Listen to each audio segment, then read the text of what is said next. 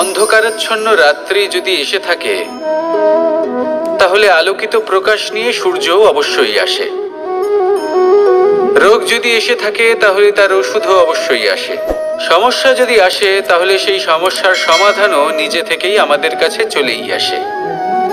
এই সংসার, এই জীবনের শুধুমাত্র একটাই নিয়ম আছে, আর তা হলো এটাই: এই সংসার হলো একটা চক্রের মতো। এতে শাশ্বত বলে কিছু নেই, নিত্য বলে কিছু নেই। আর যা কিছুই রয়েছে সব বদলাতে চলেছে। যদি আপনার জীবনে দুঃখ থাকে, সমস্যা থাকে, যদি আপনি বিপদ দ্বারা আচ্ছন্ন, তাহলে মনে রাখবেন সবকিছু বদলে যেতে চলেছে। দুঃখের সময় কাঁদবেন না, মনকে আরো দুঃখী করে তুলবেন না, কারণ এখানে যা কিছুই এসেছে তা যাওয়ার জন্যই এসেছে। তাহলে এত চিন্তা কিসের? আনন্দ সহকারে জীবন যাপন করুন, আর আমার সাথে ভালোবেসে বলুন, রাধা রাধা। যদি কোনো সিংহ বানরের মতো গাছে চড়তে চেষ্টা করে, তাহলে কি হবে? একটা মাছ যদি মাটিতে হাঁটতে চেষ্টা করে, তাহলে কি হবে? তারা বিফলই হবে। কিন্তু এরকম কেন হয়? তার কারণ হলো প্রকৃতির রচনা কিছুটা এরকম। এখানে প্রত্যেকটি ব্যক্তিকে, প্রত্যেকটি প্রাণীকে আলাদা আলাদা গুণের অধিকারী করা হয়েছে, এবং সকলকে একটা সীমাও প্রদান করা হয়েছে। এবার এই যে বৃক্ষ, পশু, পাখি, এদের মধ্যে সেই ক্ষমতাই নেই যে এরা নিজেদের যাচাই করতে পারবে, নিজেদের সীমাগুলো বুঝতে পারবে, নিজেদের সদ্গুণগুলো চিনতে পারবে। এরা সেটা করতে পারবে না। কিন্তু মানুষ তো আলাদা। মানুষের কাছে সেই বিশেষ শক্তি আছে যে তারা পূর্ণরূপে নিজেদের যাচাই করতে পারবে, নিজেকে পূর্ণরূপে বুঝতে পারবে, নিজের দোষ, নিজের অপগুণ, নিজের সদ্গুণ, নিজেদের সীমাগুলো তারা বুঝতে পারবে। আর এটা অত্যন্ত গুরুত্বপূর্ণ। কথায় আছে যে যদি সাফল্য লাভ করতে হয়, তাহলে নিজেকে যাচাই করে নিতে হবে। তাই নিজেকে যাচাই করুন, নিজের সাথে পরিচিত হয়ে যান এবং জীবনে কর্ম করতে থাকুন। সাফল্যের শিখরে অবশ্যই পৌঁছে যাবেন। আর ওখানে যদি যান, তাহলে এই মন প্রসন্ন হয়ে অবশ্যই বলবে, রাধা রাধা। বনের মধ্যে যদি আপনি কোনো বিষাক্ত সাপ দেখেন, তাহলে কি করবেন? আপনি তখনই তার থেকে দূরে পালাতে চেষ্টা করবেন। আর এটা কেন করবেন?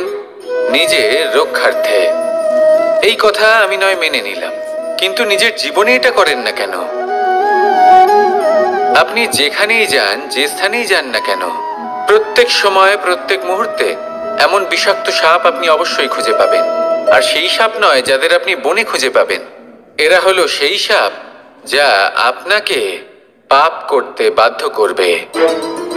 আপনার অন্তরের বাসনা, ক্রোধ, অহংকার, লোভ, ঈর্ষা, এদের বৃদ্ধি ঘটাবে। দেখুন, বনের এই সাপ আপনাকে একবার ছেড়ে দিতেও পারে, ছোবল নাও মারতে পারে, কিন্তু এই যে পাপরূপী সাপ আছে, তা অবশ্যই ছোবল মারবে। কর্ম যদি করেন, তাহলে অবশ্যই ফল পাবেন। সেই জন্য যখনই কোথাও যাবেন, যদি এমন কাউকে দেখেন, যদি এমন কিছু দেখেন যে আপনাকে পাপ করতে বাধ্য করছে, তাহলে সেই মুহূর্তে সেখান থেকে পালিয়ে যান। যেমন বনের সাপ দেখে আপনি পালাতে থাকেন। সৎকর্মের রক্ষা অত্যন্ত আবশ্যক। আসুন আর আমার সাথে ভালোবেসে বলুন, রাধা রাধা। মনুষ্য জীবনের সবথেকে বেশি গুরুত্বপূর্ণ বিষয় হল মনের একাগ্রতা। এই সংসারের যে কটি মহান কার্য সম্পাদন হয়েছে, তা হল মনের এই একাগ্রতার একমাত্র ফল। আপনি অবশ্যই দেখে থাকবেন, অনেক ছোট বড় নদী যা বয়ে চলে, তাদের সামনে একটা বাঁধ নির্মাণ করা হয় সেই সব নদীর জল সঞ্চয় করতে। বাঁধ হয়ে গেলে প্রয়োজন মতো বা মনের ইচ্ছে মতো তাকে ব্যবহার করা সম্ভব। এবার এটাই আমাদের মনের সাথেও সম্ভব। আমাদের মনের একাগ্রতা আজকের দিনে দাঁড়িয়ে বিভিন্ন ধরনের বিকার, ক্রীড়া এবং ভোগের মধ্যে ভাগ হয়ে গেছে। একে একত্রিত করতে হবে, একটা বাঁধ নির্মাণ করতে হবে, কর্মের বাঁধ। আপনাকে শুধু এটাই করতে হবে, যেটা উচিত কর্ম সেটাই করুন, যেটা অনুচিত কর্ম সেটা করা থেকে নিজেকে বিরত রাখুন। ব্যাস, এই কাজটাই আপনি করতে থাকুন, মনের মধ্যে একাগ্রতার বাঁধ নির্মাণ করুন। আর একবার যদি তা নির্মাণ হয়ে যায়, তাহলে যখন চাইবেন, যেখানে চাইবেন, যতটা চাইবেন, একাগ্রতা প্রয়োগ করতে পারবেন। আর একবার যদি আপনি এটা শিখে যান, তাহলে এই সংসারকে বদলে ফেলার মতো কাজ আপনি করতে পারবেন, সমাজকে শোধরাবার মতো কাজ করতে পারবেন। তাহলে এই মনকে একাগ্র করুন আর আমার সাথে ভালোবেসে বলুন, রাধা রাধা। আমরা সবাই ফল খাই, কিন্তু আমাদের সেই ফলই প্রিয় হয় যে পরিপক্ক হয়ে ওঠে, যেটা নম্র হয়, আর যে ফল অনেক বেশি মিষ্টি আর সুস্বাদু হয়ে থাকে, যাদের রঙে বাহার দেখা যায়। সেইভাবে জীবনে আমরা নানান মানুষের সাথে পরিচিত হই, কিন্তু সেই মানুষই আমাদের মন ছুঁয়ে যায় যারা বিনম্র স্বভাবের, যাদের বাণী খুব মধুর, যাদের অন্তরে আত্মবিশ্বাসের একটা তেজ, একটা রং দেখা যায়। এবার এমন ব্যক্তি আমরা কি করে হব? ঠিক সেইভাবেই যেমন একটা ফল রোদ, বর্ষা, শীত, বায়ু এই সকল সংকটময় পরিস্থিতির সম্মুখীন হয়ে পরিপক্ক হয়ে ওঠে, সেইভাবেই মানুষ সংকটময় পরিস্থিতির সম্মুখীন হয়ে পরিপক্ক হয়ে ওঠেন। যদি এই সংকটের সম্মুখীন হন, তাহলে অভিজ্ঞ হবেন, আর এই অভিজ্ঞতাই শিক্ষা দিয়ে যাবে। এই অভিজ্ঞতা আমাদের শিখিয়ে দেয় যে আমাদের বিনম্র থাকতে হবে। অহংকার করে কোনো লাভ নেই। মধুর বাণীর যে কি মূল্য তা আমরা শিখতে পারি। এই অভিজ্ঞতাই আমাদের বুঝিয়ে দেয় যে উচিত অনুচিত কোনটা, আমাদের দৃষ্টিভঙ্গি তৈরি করে, আর এই দৃষ্টিভঙ্গি দ্বারা আত্মবিশ্বাস জাগ্রত হয়। সেই জন্য জীবনে কখনো বিপদ থেকে দূরে পালাবেন না, সেগুলোর সম্মুখীন হন, অভিজ্ঞতা লাভ করুন, তার থেকে শিক্ষা লাভ করুন, এইভাবেই পরিপক্ক হবেন। আসুন আমার সাথে ভালোবেসে বলুন, রাধা রাধা। ধন সঞ্চয় করা সম্ভব, আর সেই জন্য ধন সব থেকে বেশি মূল্যবান সম্পত্তি নয়। এবার আপনি বলবেন, এ আমি কি বলছি? এই ধন খুব মূল্যবান, আমরা সকলে অর্জন করতে ব্যস্ত। সেটা এই কারণে, কারণ আপনারা জানেন না এই সংসারের সব থেকে বেশি মূল্যবান সম্পত্তি কি। এ হলো সেই সম্পত্তি যা কখনো সঞ্চয় করা সম্ভব নয়। আপনার কাছে যতই ধন থাকুক, তা দিয়ে আপনি স্বাস্থ্য লাভ করতে পারেন, বাড়ি কিনতে পারেন, আদি ইত্যাদি, কিন্তু আপনি যতই ধনী হন না কেন, ফেলে আসা দিনের একটা মুহূর্ত আপনি লাভ করতে পারবেন না। এই একটা মুহূর্ত, এই সময়, এটাই হলো সংসারের সব থেকে মূল্যবান সম্পত্তি। একবার চলে গেলে তা কখনোই ফিরে আসে না। আর এই মুহূর্ত যতই চলে যাক না কেন, আমরা স্মৃতির মাধ্যমে সেগুলি যাপন করতে পারি, তার আনন্দ উপভোগ করতে পারি। আর যার সাথে আমরা সময় অতিবাহিত করেছি, তার স্মৃতিতে আমরা চিরকাল জীবিত থাকতে পারি। সেই জন্য সময় সব থেকে মূল্যবান সম্পত্তি, তাকে এইভাবে নষ্ট করবেন না। প্রত্যেকটা মুহূর্ত উপভোগ করুন, আনন্দ করুন, আর ভালোবেসে বলুন, রাধা রাধা। কনক, কি সুন্দর একটা শব্দ। এর অনেকগুলো রূপ রয়েছে, অনেকগুলো অর্থও রয়েছে। প্রথম অর্থ হলো স্বর্ণ, অর্থাৎ সম্পত্তি। দ্বিতীয় অর্থ ধুতুরা, অর্থাৎ গাছের ছোট একটা বীজ, যা কিনা অত্যন্ত শক্তিশালী হয়। যদি বেশি মাত্রায় এর প্রয়োগ করা হয়, তাহলে এটা বিষময় হয়ে উঠতে পারে। এই হলো সেই ধুতুরা যার প্রয়োগ মহাদেবের পুজোতে করা হয়।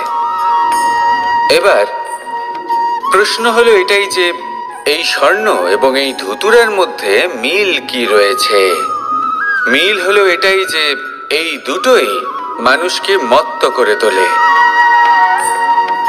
ধুতুরা মানুষকে তখন মত্ত করে যখন তাকে সেবন করা হয়, কিন্তু স্বর্ণ, ধন, সম্পত্তি, মানুষ সেটা যতটাই অর্জন করে নেয় সেটাই যথেষ্ট।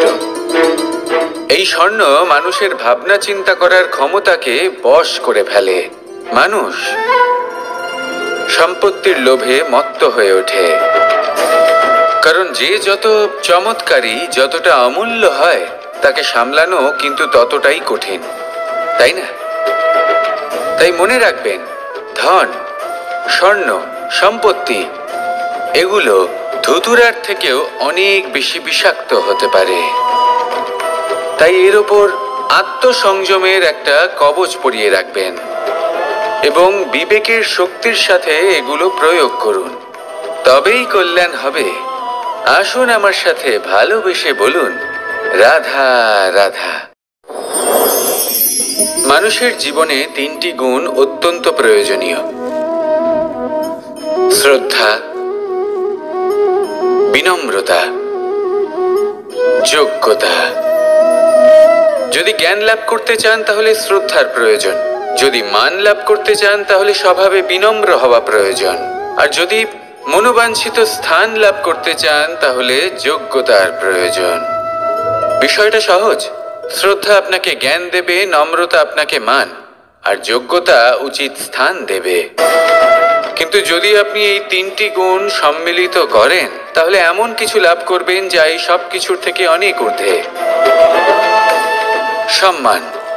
আর এ হলো সেই সম্মান যা প্রত্যেক মানুষের নিজের জীবনে লাভ করতে চেষ্টা করা উচিত, কারণ এই হলো সেই সম্মান যার কারণে আপনি চলে যাওয়ার পরেও এই সংসার আপনাকে ভালোবাসবে আর মনে রাখবে।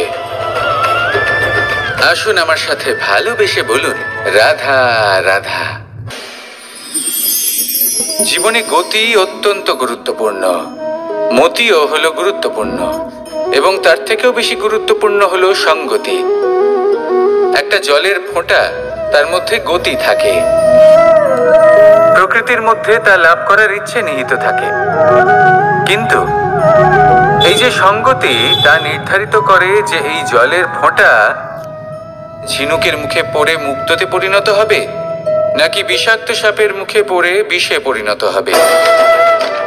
এবার দেখুন, এই জঞ্জাল স্বর্ণকারের দোকানের সামনেও থাকে এবং জঞ্জাল একজন ব্যবসাদারের দোকানেও থাকে, কিন্তু জঞ্জাল যা স্বর্ণকারের দোকানে থাকে তা ব্যবসাদারের দোকানের জঞ্জালের থেকে অনেক বেশি মূল্যবান, কারণ তার মধ্যে সোনার কণার সঙ্গতি থাকে। সেই জন্য জীবনে সঙ্গতির ওপর বিশেষ গুরুত্ব দেবেন। যেমন সঙ্গতি তেমনই আপনি হবেন। আসুন আমার সাথে ভালোবেসে বলুন, রাধা রাধা। প্রত্যেক প্রাণী ভালোভাবে জীবন যাপন করতে চান, এটা তাদের স্বভাবে আছে এবং ভাবাটা অনুচিত নয়। কিন্তু একটা ভালো জীবনের গুরুত্বপূর্ণ অংশ কোনটা? বসবাসের স্থান, সেই স্থান যেখানে আমরা জীবন অতিবাহিত করি। এবার মানুষ ভাবতে পারেন যে একটা ভালো বাসস্থানের অর্থ কি? সেই স্থান যেখানে সহজে জল পাওয়া যায়, যেখানে শুদ্ধ বায়ু পাওয়া যায়, যেখানে আনাজ উৎপন্ন হয়। এটা জীবনযাপনের জন্য পর্যাপ্ত বটে, কিন্তু ভালো জীবনযাপনের জন্য আরো একটা কথা আপনাকে বুঝতে হবে। সাধু, জ্ঞানী, পণ্ডিত ব্যক্তি, এই সকল মহাপুরুষ, এনাদের যে বাসস্থান তা অত্যন্ত বিশেষ হয়। এখানে এক ধরনের বিশেষ ইতিবাচক শক্তি থাকে, এমন একটা স্থান যেখানে দেবতারাও বিচরণ করেন। জীবন আমরা সবাই যাপন করি, কিন্তু জীবনের উদ্দেশ্য শুধুমাত্র জীবন যাপন করা নয়।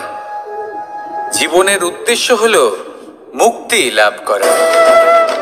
আর এই সকল সাধু, জ্ঞানী, পণ্ডিত ব্যক্তি, এই সকল মহাপুরুষ আপনাকে মুক্তির পথে নিয়ে যেতে পারেন, কারণ এরা হলেন সেই মহাপুরুষ যারা নিজেদের অন্তরের বিকার, অহংকার, ক্রোধ, বিদ্বেষ এই সকল দোষগুলিকে ত্যাগ করেছেন, এদের উপর বিজয় লাভ করেছেন। এমনই একজন ব্যক্তি আপনাকে মুক্তির পথে নিয়ে যেতে পারে। প্রয়োজন হলো শুধুই এনাদের চিনতে পারা, এদের কথা বুঝতে পারা এবং এদের দেখানো পথে চলা। যদি আপনি এটা করতে পারেন তাহলে এই মন প্রফুল্ল হয়ে বলবে, রাধা রাধা।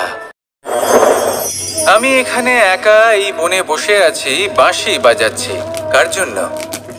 কে আছেন এখানে? কেউ নেই।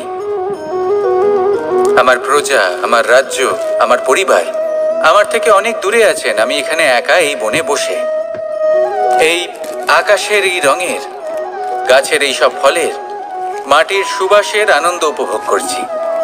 কেন? আমি হলাম দ্বারকাধীশ। এমন কি রাজকীয় বা ভৌতিক সুখ রয়েছে যা আমি ওখানে পেতে পারি না? সবকিছুই পেতে পারি, তাও এখানে বনে একা বসে আছি। কোন সুখ খুঁজে চলেছি? একা থাকার সুখ। আমরা প্রত্যেকদিন অনেক মানুষের সাথে, চিন্তাধারার সাথে, কর্মের সাথে, পরিস্থিতির সাথে, সুখ দুঃখের দ্বারা বেষ্টিত থাকি। জীবনের এই চক্রে আমরা জড়িয়ে পড়তে থাকি। যতই আমরা এই সমস্যার সমাধান করি, আমরা ততই এতে জড়িয়ে পড়ি। আমরা এতটাই জড়িয়ে পড়ি যে যখন আমরা আয়নায় নিজেদের দেখি, তখন আমরা নিজেদের চিনতেই পারি না। এমন মনে হয় যেন আমরা নিজেদের হারিয়ে ফেলেছি। সেই জন্য প্রত্যেক দিন আপনি কিছু সময় নিজের সাথে কাটান একান্তে। এটা অত্যন্ত আবশ্যক। নিজের অস্তিত্বের গভীরে গিয়ে দেখতে শিখুন, নিজেকে বুঝুন। অদ্ভুত শান্তির অনুভূতি হবে। যেমন এই বায়ু, এই বৃক্ষ, এই পুষ্প, এই নিসর্গ, এদের মতো আপনিও কখনো একলা হতে শিখুন। কখনো নিসর্গের একটা অংশ হয়ে দেখুন। এই মন প্রসন্ন হয়ে বলবে, রাধা রাধা। ওমা, এ কি? আমি কখন থেকে এখানে অপেক্ষা করছি, হাত পেতে দাঁড়িয়ে রয়েছি যাতে একটা ফল আমার হাতে এসে পড়ে এবং সেটা আমি খেতে পারি।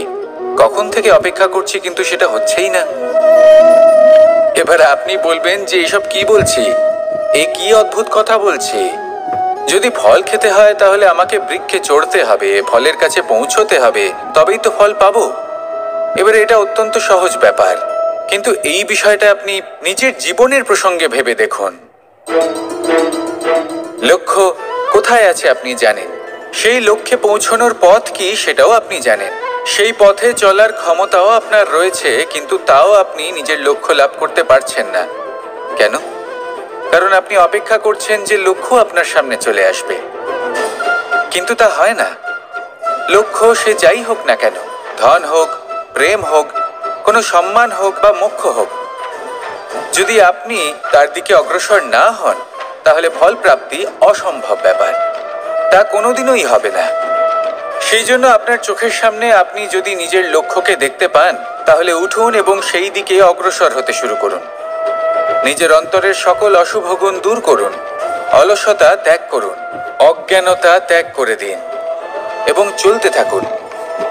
অবশ্যই মনোবাঞ্ছিত ফল লাভ করতে পারবেন।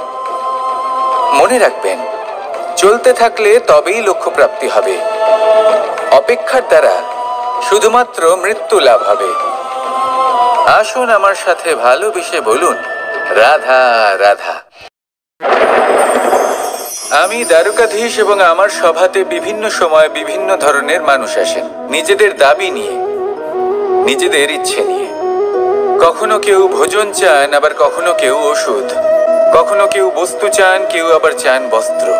কারোর জ্ঞান চাই, কারোর ধন চাই, আবার কারোর বাসস্থান। অনেক সময় আমি এই অনুরোধ, এই ইচ্ছে পূর্ণ করি না। এবার আপনি এটা ভাবতেই পারেন যে কৃষ্ণ তো তাহলে লোভী, ওর কাছে তো সবকিছুই রয়েছে, তারপরেও সে নিজের প্রজার ইচ্ছে পূর্ণ করে না, তাদের সমস্যাগুলি বুঝতে পারে না, তাদের সুখ স্বাচ্ছন্দ্য প্রদান করে না। আসল সত্য হলো এটাই যে কোনো সবল ব্যক্তি, যে কোনো গৃহস্থ ব্যক্তি যে কাজ করতে সক্ষম, তার পরিশ্রম দ্বারাই নিজের প্রয়োজনগুলি এবং ইচ্ছেগুলি পূরণ করা উচিত। এটা অত্যন্ত প্রয়োজনীয়, আর এগুলো তিনি করতে পারেন শিল্প, ব্যবসা, আচরণ অথবা জ্ঞানের ভিত্তিতে। এই পথে চলতে হবে, পরিশ্রম করতে হবে, তবেই সে কিছু অর্জন করতে পারবে। এবার এমন কোনো ব্যক্তি যার এই সব কিছুতে কোনো রুচি নেই, যে কিছুই করতে চায় না, সে কিছুই অর্জন করতে পারবে না। এবার এরকম কোনো ব্যক্তিকে যদি আমি কোনো বস্তু প্রদান করি, তাহলে কি হবে? সে পরাধীন হয়ে যাবে, আর সেটা উচিত হবে না। তাহলে কি করা উচিত? তাকে পথ দেখানো, তাকে বোঝাতে হবে যে কোন পথে চলে তুমি নিজের লক্ষ্য প্রাপ্ত করতে পারবে। শিল্প, জ্ঞান, আচরণ এবং ব্যবসা, এই পথে কিভাবে চলে সেটা শেখাতে হবে, আর আমি সেটাই করি। তার ফলে কি হয়? ব্যক্তি স্বাধীন হয়ে যায়। সংসারে সে যা চাইবে তাই প্রাপ্ত করতে পারবে, কখনো কারোর থেকে কিছু চাইবার প্রয়োজন পড়বেই না। এই কথাটা সবসময় মনে রাখবেন। যখনই দান করবেন তা ভাবনা চিন্তা করে এমন ভাবে দান করবেন যাতে সামনের ব্যক্তি স্বাধীন হতে পারেন, পরাধীন নয়।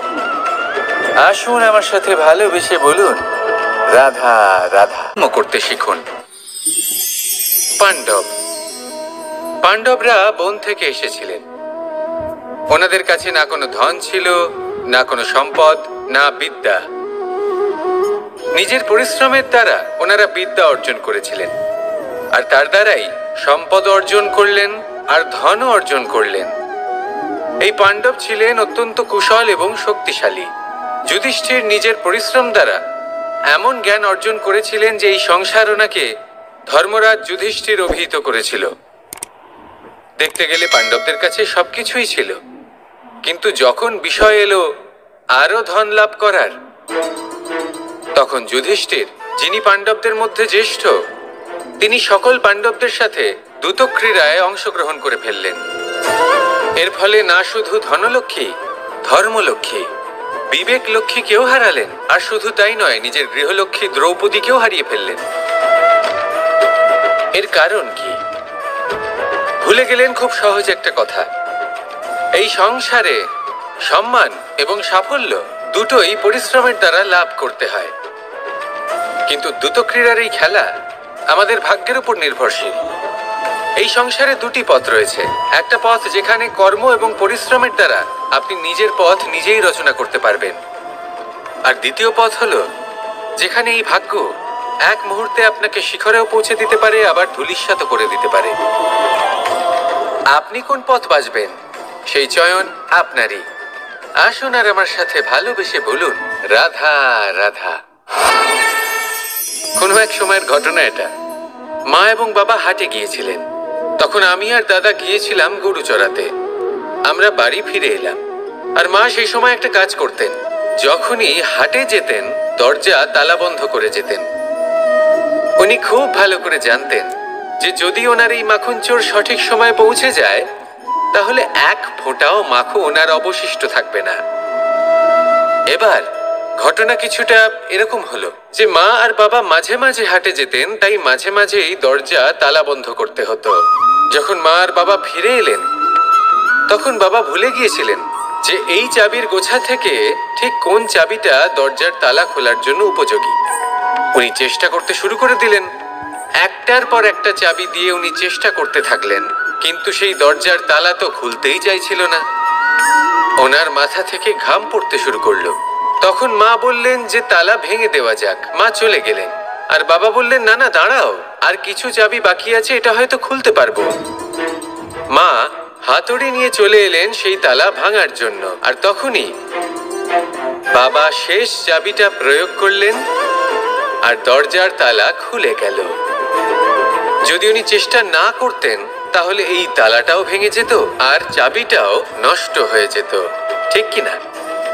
এবার এই ঘটনাটা আমি দেখেছিলাম, আর আমার মনে হলো যে কখনো কখনো এই চাবির গোছার মধ্যে থেকে শেষ চাবিটাও কিন্তু জীবনের দরজা খুলে দিতে পারে।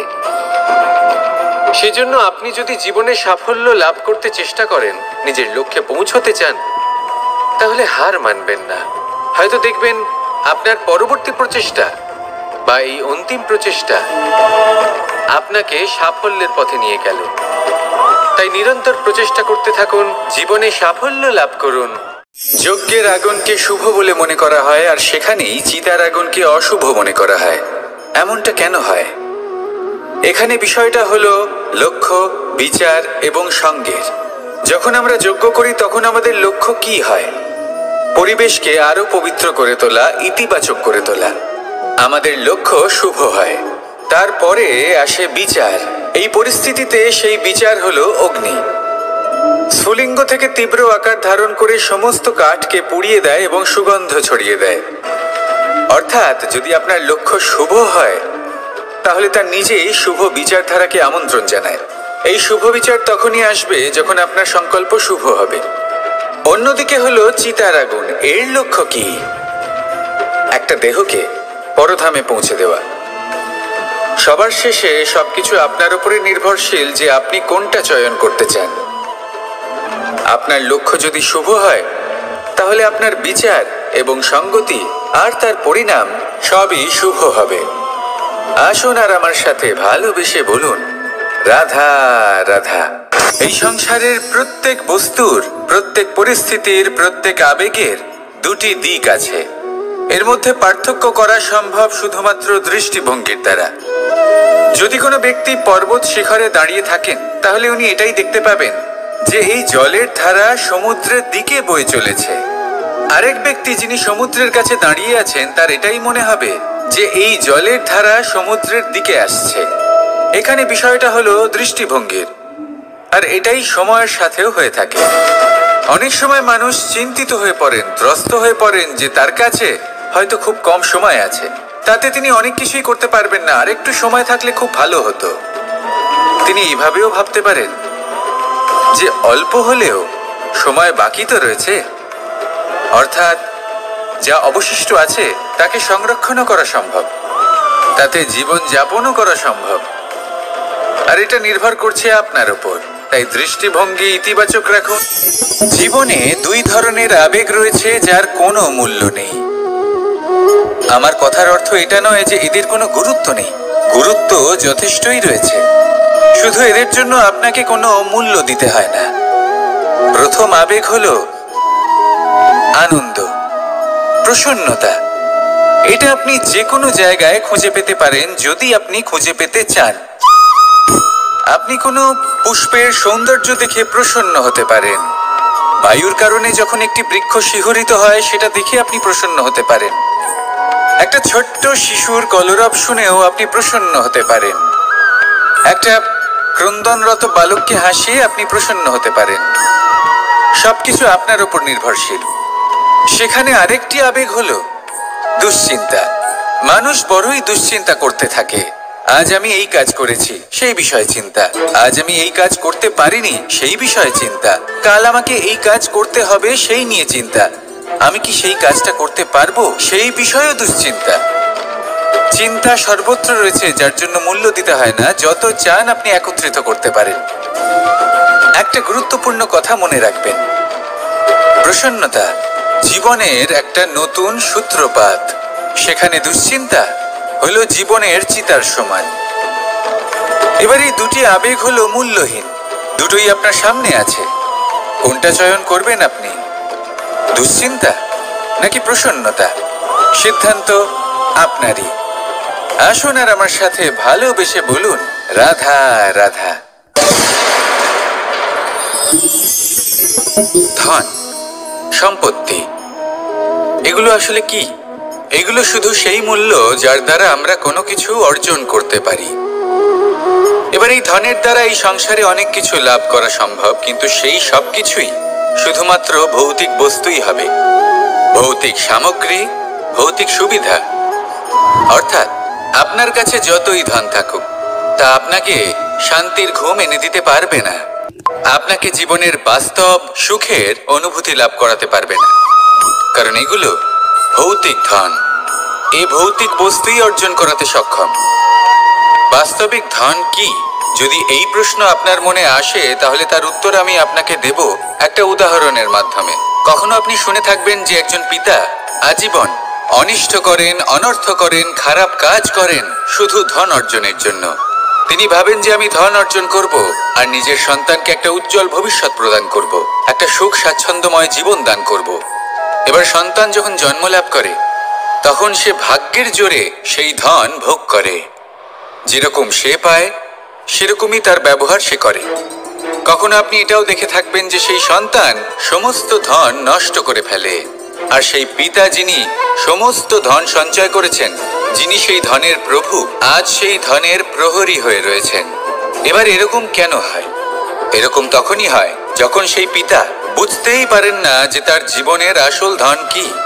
সেই আসল ধন তার সন্তানকে সে দিতেই পারে না। যদি পিতা তার সন্তানকে কর্মের জ্ঞান দিতে পারেন, উচিত কোনটা অনুচিত কোনটা সেই শিক্ষা দিতে পারেন, সংস্কারের প্রকৃত শিক্ষা দিতে পারেন, তবে সেটা ধনের থেকে অনেক বেশি গুরুত্বপূর্ণ। এটাই হলো জীবনের বাস্তব ধন। আপনি সেই কথা তো অবশ্যই শুনে থাকবেন কুসন্তান হলে ধন সঞ্চয় করে কি হবে, সুসন্তান হলে ধন সঞ্চয় করে কি হবে? সন্তান যদি কুপুত্র হয় তাহলে সব নষ্ট করে ফেলবে, আর সন্তান যদি সুপুত্র হয় তাহলে ধন থাকুক না থাকুক সে নিজেই কর্মের পথে অগ্রসর হয়ে ধন অর্জন করবে আর নিজের জন্য এক উজ্জ্বল ভবিষ্যৎ গড়ে তুলবে। তাই সন্তানকে সম্পদ দেওয়ার আগে কর্মের জ্ঞান দান করুন, সুশিক্ষা দিন, কারণ এটাই হলো জীবনের প্রকৃত ধন। আসুন আর আমার সাথে ভালোবেসে বলুন, রাধা রাধা। একবার একটা শেয়াল বনে বিচরণ করছিল। ও একটা ছোট্ট শাবক দেখতে পেল। ও ভাবলো, আজ একেই আমি খাবার হিসেবে গ্রহণ করব। আশেপাশে দেখলো কেউ দেখছে না তো, কেউ ছিল না, আর সেই শাবকের উপর আক্রমণ করলো, যা হলো একটা ঘোর অপরাধ। বনের নিয়ম অনুসারে আপনি কখনোই শাবকের উপর আক্রমণ করতে পারেন না। তারপর এই খবরটা যখন রাজা সিংহ জানতে পারলেন, সভার আয়োজন করলেন। কিন্তু সেখানে শেয়াল বলল, আমি তো এরকম কিছু করিনি। কিন্তু যদি আপনি এরকম বলেন, কোনো প্রমাণ দিন, এর কোনো সাক্ষী আছে? তখন রাজা সিংহ পেঁচাকে ডেকে পাঠালেন, যে সেই মুহূর্তে বৃক্ষের শাখার ওপর বসেছিল। সে সব কিছু দেখেছিল। পেঁচা সব সত্যি কথা বলল, আর শেয়ালকে মৃত্যুদণ্ড দেয়া হলো। এবার এই কাহিনী আমি আপনাকে কেন শোনালাম? কারণ মানুষও কখনো কখনো এরকম কর্ম করেন যা শিয়াল করেছে। এটা ভাবেন কেউ দেখছে না, যখন আমি অনুচিত কর্ম করতেই পারি। কিন্তু না, আপনি যাই করুন না কেন, কেউ না কেউ অবশ্যই তা দেখছে। কোনো ব্যক্তি না হলেও কোনো প্রাণী, না হলে কোনো যক্ষ বা দেব বা প্রেত। যদি এনারা কেউ না দেখেন, তাহলে ধরিত্রী মাতা দেখেন, যেখানে দাঁড়িয়ে আপনি সেই কর্ম করছেন, তাই না? তাই একটা কথা সবসময় মনে রাখবেন, কে দেখছেন কে দেখছেন না সেই বিষয়ে ভাবা ছেড়ে দিন। এটা খুব সহজ কথা। আপনি যদি উচিত কর্ম করেন, উচিত ফল পাবেন। যদি অনুচিত কর্ম করেন, তাহলে আপনি অনুচিত ফল অবশ্যই পাবেন। সেই জন্য উচিত পথে চলতে থাকুন, উচিত কর্ম করতে থাকুন, আর আমার সাথে ভালোবেসে বলুন, রাধা রাধা। আমরা সবাই জীবনে নিজের জন্য সবচেয়ে ভালোটাই চাই, সবচেয়ে ভালো সুবিধে পেতে চাই, সবচেয়ে বেশি সম্মান পেতে চাই। কিন্তু সবার পক্ষে এইসব পাওয়া কি সম্ভব? হ্যাঁ, নিশ্চয়ই। শুধু একমাত্র বাধা সময়। আমাদের জীবনের কোনো স্থায়িত্ব নেই। তাই যদি সময়ের সদ্ব্যবহার করেন, তাহলে একটু সুবিধে হতে পারে। এবারে দেখুন, যাদের সবসময় স্বপ্ন দেখতে ভালো লাগে, তার জন্য রাত্রি কম পড়ে যায়। আর যারা স্বপ্ন পূরণ করতে চান, তাদের জন্য দিন কম পড়ে যায়। যারা সম্মান পেতে চান, তাদের জন্য সব সময় পরোপকার কম পড়ে যায়। আর যারা জ্ঞান অর্জন করতে চান, তাদের জন্য মনোসংযোগ। জীবনে যদি নিজের লক্ষ্যে পৌঁছতে চান, তবে সময়ের বিভাজন আপনাকে ঠিক করতেই হবে। মনে রাখবেন, রাধা রাধা। লোকে বলে জীবনে মেলামেশা করা অত্যন্ত আবশ্যক। এতে সম্পর্কের আধারও হয়, আবার ব্যবসাও চলে। কিন্তু সবচেয়ে বেশি গুরুত্বপূর্ণ হলো ব্যবহার। তাই এই বিষয়ে ভাবুন, আপনার জীবনে কি আপনার সাথে মেলামেশা করবে তা নিশ্চিত করে সময়। আপনি আপনার জীবনে কার সাথে মেলামেশা করবেন তা নিশ্চিত করবে আপনার হৃদয়। আপনি যাদের সাথে মিশছেন, তাদের হৃদয়ে আপনি কতক্ষণ থাকবেন তা নিশ্চিত করবে আপনার ব্যবহার। নিজের ব্যবহার ভালো রাখুন, সব ভালোই হবে। রাধা রাধা। এই ফুল দেখতে পাচ্ছেন আপনি? এটা সেই ফুল যার জীবন এই ডালে শুরু হয়েছিল। দর্শকদের চোখে প্রশংসা দেখল সে। মধুর লোভে মৌমাছিরা এলো, আর তারপর ডাল থেকে ভেঙে নিচে পড়ে গেল সে। কেন? নিয়তি এরকম কেন করলো? ভাবুন। কারণ এই ডালেই ফুল হয়ে থাকাটা এই ফুলের জীবনের লক্ষ্য কখনোই ছিল না। এবার এই ফুল হয় দেবতাদের সজ্জায় ব্যবহৃত হবে, নয় কোনো কন্যার গয়নায় গাঁথা হবে, আর নয় কারোর প্রেম প্রদর্শনের মাধ্যম হবে। দেখুন, জীবনে নিজের লক্ষ্যে পৌঁছতে হলে যাত্রাকে ভয় পেলে চলবে না। নিজের অস্তিত্ব তৈরি করতে হলে তাদের ছায়া থেকে আপনাদের দূরে যেতেই হবে যারা আপনাকে অস্তিত্ব প্রদান করেছেন। এটাই জীবনের নিরন্তর সত্য। রাধা রাধা। আমাদের সকলের জীবনে কখনো না কখনো পাথর দ্বারা আঘাত লাগেই, আর এই সংসারও আমাদের ওপরে কখনো না কখনো পাথর বর্ষণ করে। কখনো আমাদের খারাপ ভেবে, আর কখনো আমাদের অসফল ভেবে, কখনো আমাদের বুদ্ধিহীন ভেবে। কারণ অনেক আছে, কিন্তু এই পাথর দ্বারা আমরা আঘাত পাবো কি পাবো না তা সম্পূর্ণ আমাদের হাতে। হয় আপনি এই পাথরের আঘাত পেয়ে চোখের জলে ডুবে থাকতে পারেন, আর নয়তো যদি আপনি চান তাহলে এই পাথর দিয়ে সেতু বানিয়ে সকল সমস্যার সাগর অতিক্রম করতে পারেন। সিদ্ধান্ত আপনার। এই পাথর এ হলো প্রতীক আমাদের নিন্দার, আমাদের আলোচনার। যে এই আলোচনা নাকারাত্মকভাবে দেখবে সে শুধুমাত্র কষ্টই পাবে, আর যে এই আলোচনাকে নিজের বিকাশের আধার বানাবে সেই সাফল্যের চূড়ায় পৌঁছবে। তাই মনে রাখবেন, আলোচনা আপনার শত্রু নয়, আপনার সবচেয়ে বড় মিত্র। রাধা রাধা। মিষ্টি জল সবার পছন্দ, কিন্তু নোনতা জল কেউ পছন্দ করে না। এইবার ভাবার বিষয় হলো মুক্ত, যা সমুদ্রের গহ্বরেই তৈরি হয়। নোনতা জলের মধ্যে থেকেই প্রতি মুহূর্তে অন্য প্রাণীদের থেকে বেঁচে নিজের অস্তিত্বকে বাজি রেখে ঝিনুক মুক্ত প্রদান করে থাকে। কখনো ভেবেছেন কেন? কারণ সংকটের সম্মুখীন না হয়ে, চরম পরিস্থিতির সাথে না জড়িয়ে আপনার কখনোই সুখ প্রাপ্তি হবে না। তাই নির্ভীক হয়ে সংকটের সম্মুখীন হন, আর আমার সাথে ভালোবেসে বলুন, রাধা রাধা। আমরা সকলেই সময়ের গুরুত্ব বুঝি। সময় আমাদের তৈরি করে, আর সময়ই আমাদের নষ্ট করে দেয়। কখনো ভালো সময় আসে, আর কখনো ভীষণ খারাপ সময় আসে। তবে আশ্চর্যের বিষয় এটাই যে সব জেনেও আমরা সময় নষ্ট করি। মনে রাখবেন, সময় শুধু বয়ে যায়, কখনো ফিরে আসে না। তাই ভালো সময় আসার অপেক্ষায় সময় নষ্ট করবেন না। যাই করবেন আজ, এক্ষুনি, এই মুহূর্তে শুরু করুন। তা সেটা কাউকে আনন্দ দেওয়াই হোক, বা নিজেকে বদলানোর চেষ্টা করা হোক, যাই হোক না কেন, বিলম্ব করবেন না। কারণ সময় শুধুমাত্র তাকেই সঙ্গ দেয় যে সর্বদা সময়কে সম্মান করে। রাধা রাধা। কথায় আছে, সবকিছু সীমা থাকে। মুশকিলের, কষ্টের, সংকটের, অন্ধকারের। যার কোনো সীমা নেই তা হলো কেবলমাত্র কঠোর পরিশ্রমের। আপনি নিশ্চয়ই দেখেছেন, রাত্রি যতই অন্ধকারময় হোক, তারারা পরিশ্রম করে তার সাথে লড়তে থাকে, আর অবশেষে সকাল হয়েই যায়। ঝড়ে পাখিদের বাসা ছিন্ন বিচ্ছিন্ন হয়ে যায়, কিন্তু পাখিরা নিজের পরিশ্রম দ্বারা তা আবার বানিয়ে নেয়। কারণ যা সীমিত তাকে অসীমের কাছে হারতে হয়, আর পরিশ্রম অসীম। রাধা রাধা। প্রবাহিত নদী কত সুন্দর হয়, বলিষ্ঠ হয়।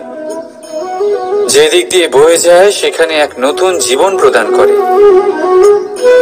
ধরণীকে উর্বর করে, আকাল দূরে রাখে। আর হয়তো এই জন্যই নদীকে মায়ের মতো পুজো করা হয়। কিন্তু আপনি কি কখনো ভেবে দেখেছেন যে নদীর জন্ম কি করে হয়?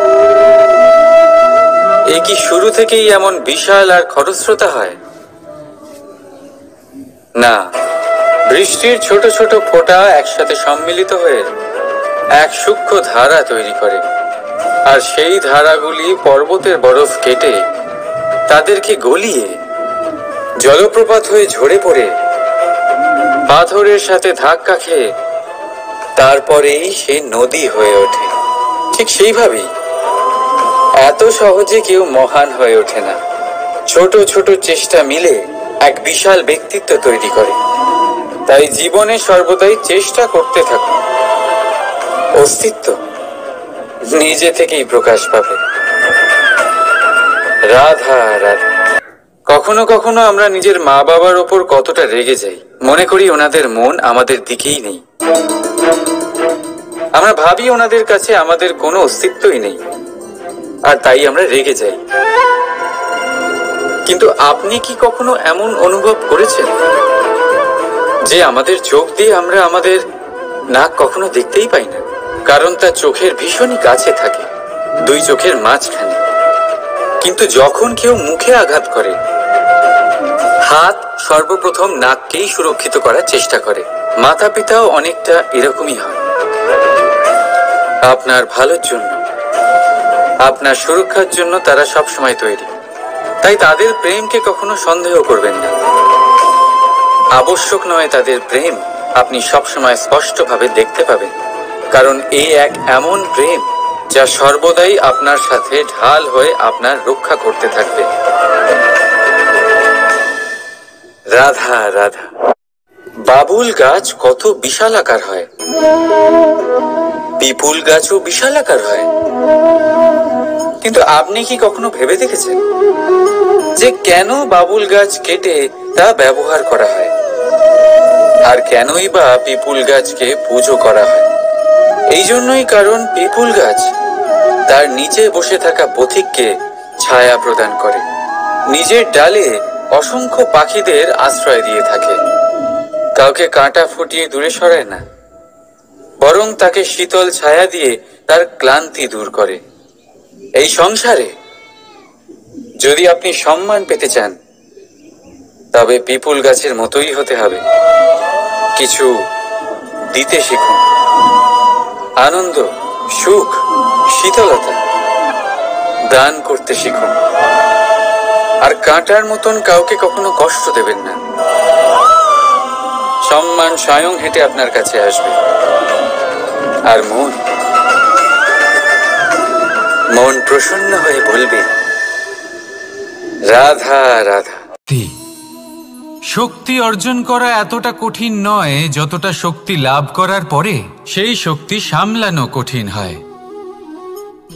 কারণ যেই মানুষ শক্তি লাভ করে তার মনে গর্ববোধ জন্মায়, জন্মায় অহংকার, জন্মায় জেদ। তাই শক্তি প্রাপ্ত করার সাথে বিনম্র থাকাও অত্যন্ত আবশ্যক। আর এটা আমাদের শেখা উচিত বৃক্ষের থেকে।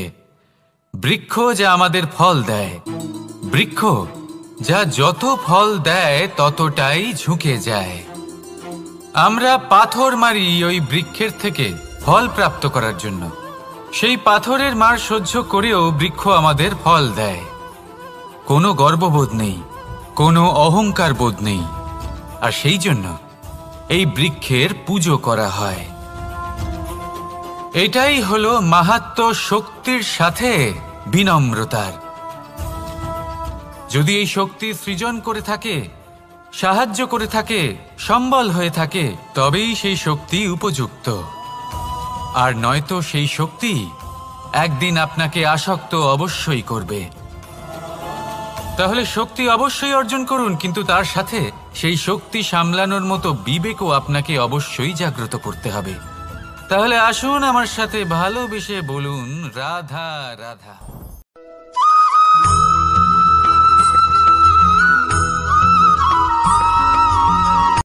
কথায় আছে, অন্ধকারে প্রদীপ প্রজ্বলিত করলে চতুর্দিক আলোকিত হয়। কিন্তু যদি এই প্রদীপ আমি সূর্যের আলোর সম্মুখে সকালবেলায় প্রজ্বলিত করে রেখে দিই, তাহলে কি হবে? আপনি বলবেন যে এটা করে তো কোনো লাভই হলো না। সূর্যের প্রকাশের সামনে এই প্রদীপ আসলে কিছুই নয়। এবার এই চিন্তা ভাবনা প্রত্যেক দিন করতে হবে, আর একটা অমূল্য শিক্ষা পেতে হবে। মনে করুন যে আপনি মহাপুরুষের সামনে বসে আছেন, কোনো মহাজ্ঞানীর সামনে। তাহলে সেই ব্যক্তির সামনে নিজের জ্ঞানের প্রদীপ প্রজ্বলিত করবেন না, নীরব থাকুন আর সেই ব্যক্তির সূর্যের প্রকাশের মতো জ্ঞান প্রাপ্ত করুন। যতটা পারবেন জ্ঞান লাভ করুন। যদি এমন কোনো সময় এমন কোনো স্থানে আপনি আছেন যেখানে চতুর্দিক অন্ধকার, কারোর কাছেই জ্ঞান নেই, সেখানে নিজের জ্ঞানের প্রদীপ প্রজ্বলিত করুন। এমন করলে দুদিক থেকেই আপনার লাভ হবে। আপনার জ্ঞান প্রাপ্তিও হবে আর জ্ঞানের সঠিক প্রয়োগও করতে পারবেন। আর এই মন প্রসন্ন হয়ে বলবে, রাধা রাধা।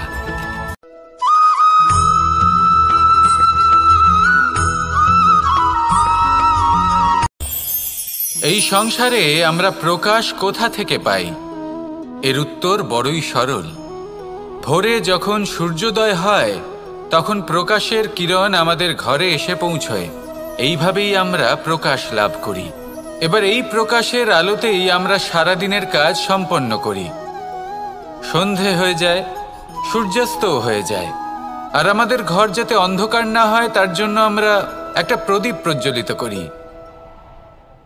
এটাই ঘটে আমাদের জীবনেও। এবার প্রবাহমান আয়ুর সাথে আমরা আমাদের অন্তরে যদি একটা প্রদীপ প্রজ্বলিত করে নিই তাহলে বিষয়টাই অন্যরকম হবে। এবার আপনি বলবেন কোন প্রকাশের কথা বলছি যা আমাদের অন্তরে জাগ্রত করা সম্ভব? আমাদের আত্মার মাঝে প্রেমের প্রকাশ জাগ্রত করার কথা বলছি। কারণ আমাদের এই জীবন এও হলো দিনের আলোর মতো। আজ প্রকাশ আছে, কিন্তু কোনোদিন অবশ্যই অস্ত হবে। কিন্তু অস্ত হবার আগে যদি আমরা আমাদের আত্মার মাঝে প্রেমের এই প্রকাশ উজ্জ্বলিত করে নিই তাহলে আমাদের সন্ধ্যাকালও আমরা আনন্দে এবং প্রেমে যাপন করব।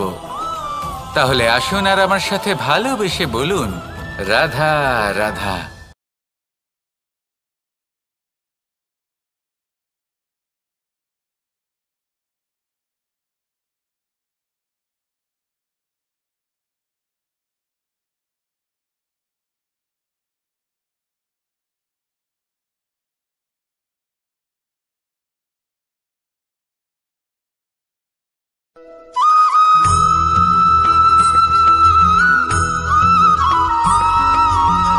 কথায় আছে যে এমন কোনো অক্ষর নেই যার দ্বারা কোনো মন্ত্র হয় না। এমন কোনো বনস্পতি নেই যা নিজেই একটা ঔষধি নয়। পৃথিবীর এমন কোনো ব্যক্তি নেই যার মধ্যে কোনো যোগ্যতা থাকে না। শুধু প্রয়োজন হলো যে ব্যক্তিকে আমরা খুঁজে চলেছি তাকে সঠিকভাবে চিনে নেওয়া। যদি তার যোগ্যতা, তার বিশেষত্ব আমরা বুঝতেই না পারি তাহলে আর লাভ কি রইল? এই সংসারে এমন অনেক ব্যক্তি রয়েছেন যারা ছোট ছোট অসফলতার কারণে আপনাকে এটা বলে দেবে যে আপনি কোনো কাজের নন, আপনি হলেন মূর্খ, আপনি কিছুই করতে পারবেন না। এইসব কথায় কখনোই বিশ্বাস করবেন না। কারণ আপনি এবং প্রত্যেকটি জীব এই পরমাত্মা এবং এই প্রকৃতির সৃষ্টি, যা অত্যন্ত বিশেষ। যদি আপনাকে উদাহরণ দিই তাহলে একদিকে আছে তরোয়াল, একটা বড় লম্বা তরোয়াল যার দ্বারা যুদ্ধ করা যায়, জয়লাভ করা যায়। আর অন্যদিকে রয়েছে একটা ছোট্ট সূচ। কিন্তু যে কাজ একটা ছোট্ট সূচ করতে পারে তা একটা তরোয়াল দ্বারা সম্ভব নয়। এর অর্থ হলো এটাই যে প্রত্যেকটা রচনা অত্যন্ত অমূল্য এবং অত্যন্ত বিশেষ হয়। তাহলে বিশ্বাস রাখুন যে আপনি অত্যন্ত বিশেষ একজন। আর প্রেমের সাথে বলুন, রাধা রাধা।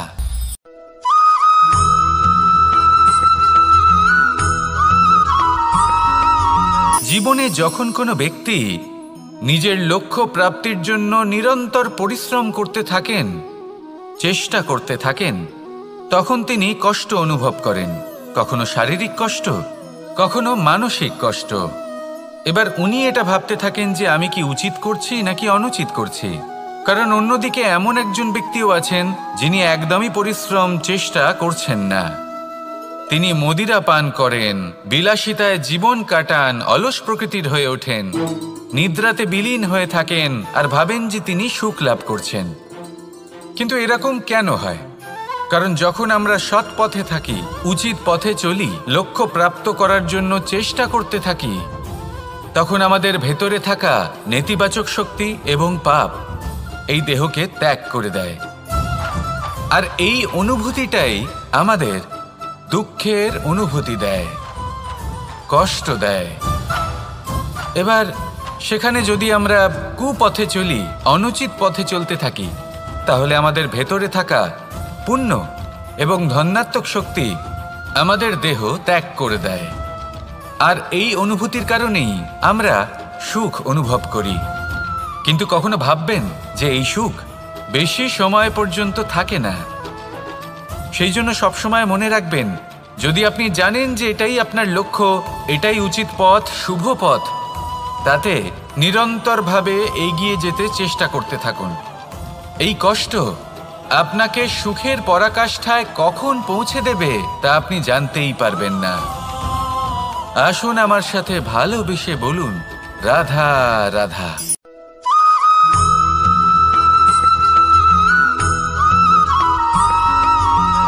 এই দড়িটা দেখুন, ছোট ছোট রেশম দ্বারা তৈরি, এটা সরু সুতো দ্বারা তৈরি হয়েছে এটা, আর এ অত্যন্ত কোমলও বটে। আর আপনি চাইলে এটা সোজাও করে দিতে পারেন, আর চাইলে এটা বেঁকিয়েও দিতে পারেন, আর যদি চান তাহলে এটা গোল গোল করে বেঁধে কোথাও রেখেও দিতে পারেন।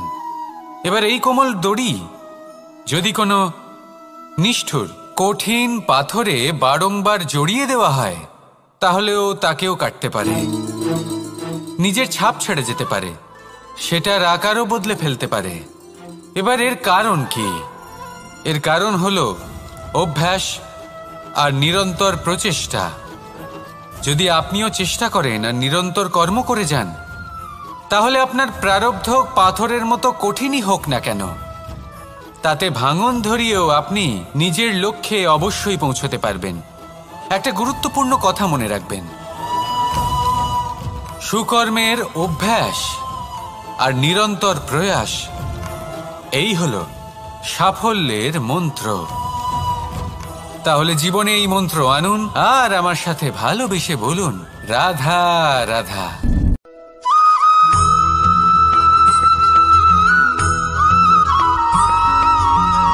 এই সংসারে কোনো বস্তু হোক বা ব্যক্তি হোক, তার একার গুরুত্ব কিন্তু খুব বেশি নয়। একটা উদাহরণ হিসেবে বৃষ্টির ফোঁটাকে ভেবে দেখুন। যদি একটি বৃষ্টির ফোঁটা হয় তাহলে তার খুব বেশি গুরুত্ব থাকে না, কিন্তু যখন সহস্র বৃষ্টির ফোঁটা মেঘের মধ্যে দিয়ে ঝরে পড়ে, তখন সেটা বর্ষার রূপ ধারণ করে। সেই বর্ষা যা এই প্রকৃতিকে শান্ত করে। সেইভাবেই পাথরের ছোট টুকরো, তার খুব বেশি গুরুত্ব থাকে না, কিন্তু যখন অসংখ্য পাথরের টুকরো একত্রিত হয় তখন তা পর্বতের আকার ধারণ করে। সেইভাবেই কিছু মানুষ যখন একত্রিত হন তখন তৈরি হয় পরিবার, কিছু পরিবার যখন একত্রিত হয় তখন তৈরি হয় সমাজ, যখন অনেক সংখ্যক সমাজ একত্রিত হয় তখন তৈরি হয় রাজ্য। এবার এই রাজ্যের সবথেকে গুরুত্বপূর্ণ ব্যক্তি হতে পারেন রাজা, কিন্তু তাও সেই রাজা একা কিছু করতে পারেন না। যুদ্ধ লড়ার সময় তারও নিজের সৈন্যদলকে প্রয়োজন পড়ে। কিন্তু এই সংসারে এমন একজন ব্যক্তি আছেন যিনি একাই সব কাজ করতে থাকেন, এবং সেই ব্যক্তি হলেন মা।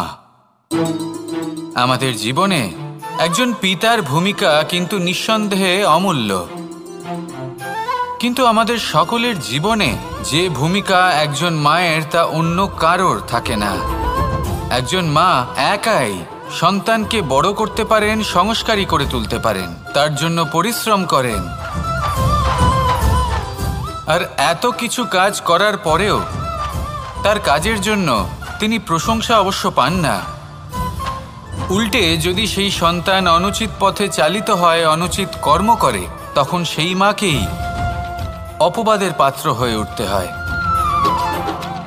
আমাদের জীবনে মায়ের যোগদান কতটা সেটা বুঝুন। আপনাকে বড় করে তোলার জন্য উনি কতটা পরিশ্রম করেছেন সেটা বুঝুন। আজ থেকে, এখন থেকে, এই মুহূর্ত থেকে মাকে সম্মান করতে শিখুন। যখন সময় পাবেন, যখন সুযোগ হবে, তখন তার প্রশংসা করুন, ওনারও ভালো লাগবে। আর মায়ের এই মমতার জন্য, তার এই ভূমিকার জন্য আসুন সবাই মিলে আমরা তাকে প্রণাম করি আর সকলে মিলে ভালোবেসে বলি, রাধা রাধা।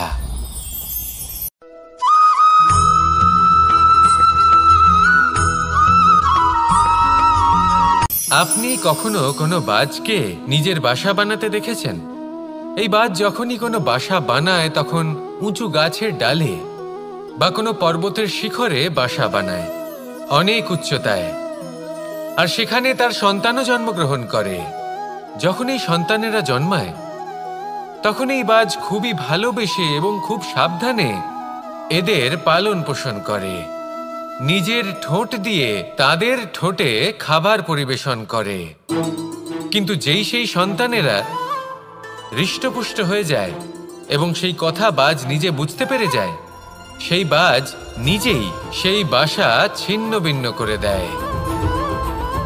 সেই সন্তান যাদের সবেমাত্র ডানা গজিয়েছে, কিভাবে উড়তে হয় তারা জানে না, সেই সন্তানগুলিকে উচ্চতা থেকে ঠেলে দেয়। সেই সন্তান প্রথমে ভয়ভীত হয়ে যায়। তারা সামনে মৃত্যুকে দেখতে পেয়ে ভয়ের কারণে তাদের ডানা ঝাপটাতে থাকে, আর সেই প্রক্রিয়াতেই সেই সন্তানগুলি উড়তে শুরু করে দেয়। এবার এই ঘটনায় আমরা কি শিক্ষা পেতে পারি? এটাই, যদি আপনি মাতা পিতা হন তাহলে নিজের সন্তানকে অবশ্যই স্নেহ করুন, কিন্তু তাদেরকে নিজের আঁচলের তলায় বেঁধে রাখবেন না। যদি আপনি চান আপনার সন্তান জীবনে উন্নতি করুক, তাহলে নিজের মুঠো থেকে তাদের স্বতন্ত্র করে দিন, এই সংসারে সংঘর্ষ করতে দিন। সেই সন্তান নিজেই বুঝতে পারবে যে জন্মের সময় পাওয়া ডানা কি করে ব্যবহার করতে হয়। আর আপনার চোখের সামনে আপনার সন্তান এই আকাশে উড়তে থাকবে। তাহলে আসুন আমার সাথে ভালোবেসে বলুন, রাধা রাধা।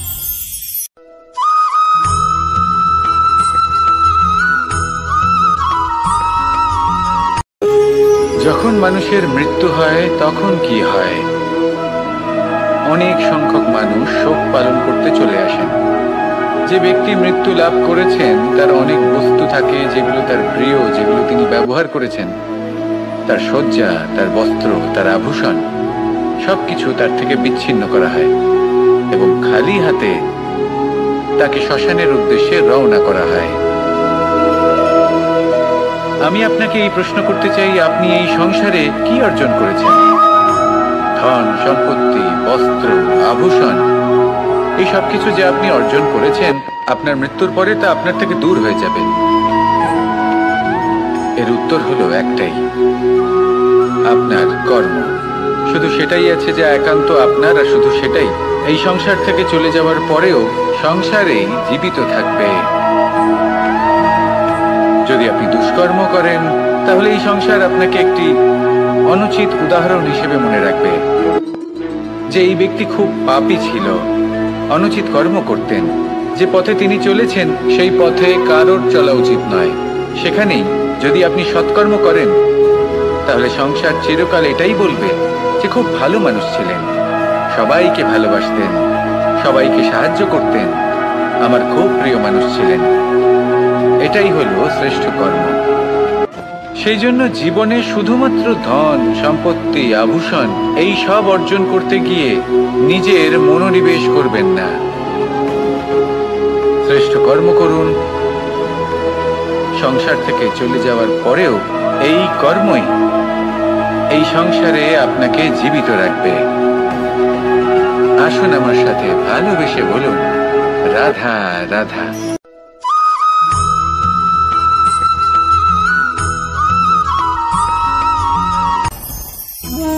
ভোজন।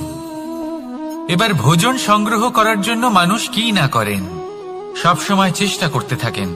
ফসল উৎপাদনের জন্য অনেক পরিশ্রম করতে থাকেন, কিন্তু অনেক সময় অনেক পরিশ্রম করার পরেও ফসল ভালো উৎপাদন হয় না। এর কারণ কি? কারণ হলো এটাই যে আপনি পরিশ্রম হয়তো অনেক করেছেন, কিন্তু আপনার নজর তো সেই বীজের দিকে ছিলই না যা আপনি রোপণ করেছেন। সেই জন্য সব সময় কোনো বীজ রোপণ করার আগে তাকে পরখ করে দেখুন, তা অত্যন্ত আবশ্যক। আর সেইভাবেই যখনই কোনো কর্মের প্রশ্ন আসে তাহলে সেখানে শুধুমাত্র পরিশ্রম যথেষ্ট নয়। সেই কাজের প্রতি আপনার কর্তব্য কি, আপনার উদ্দেশ্য কি, সেটা জানা হলো অত্যন্ত গুরুত্বপূর্ণ। তাই কর্ম করুন, কিন্তু সেই কর্মের প্রতি আপনার যা উদ্দেশ্য তার মাহাত্ম্য বুঝতে চেষ্টা করুন। তাহলে আসুন আমার সাথে ভালোবেসে বলুন, রাধা রাধা।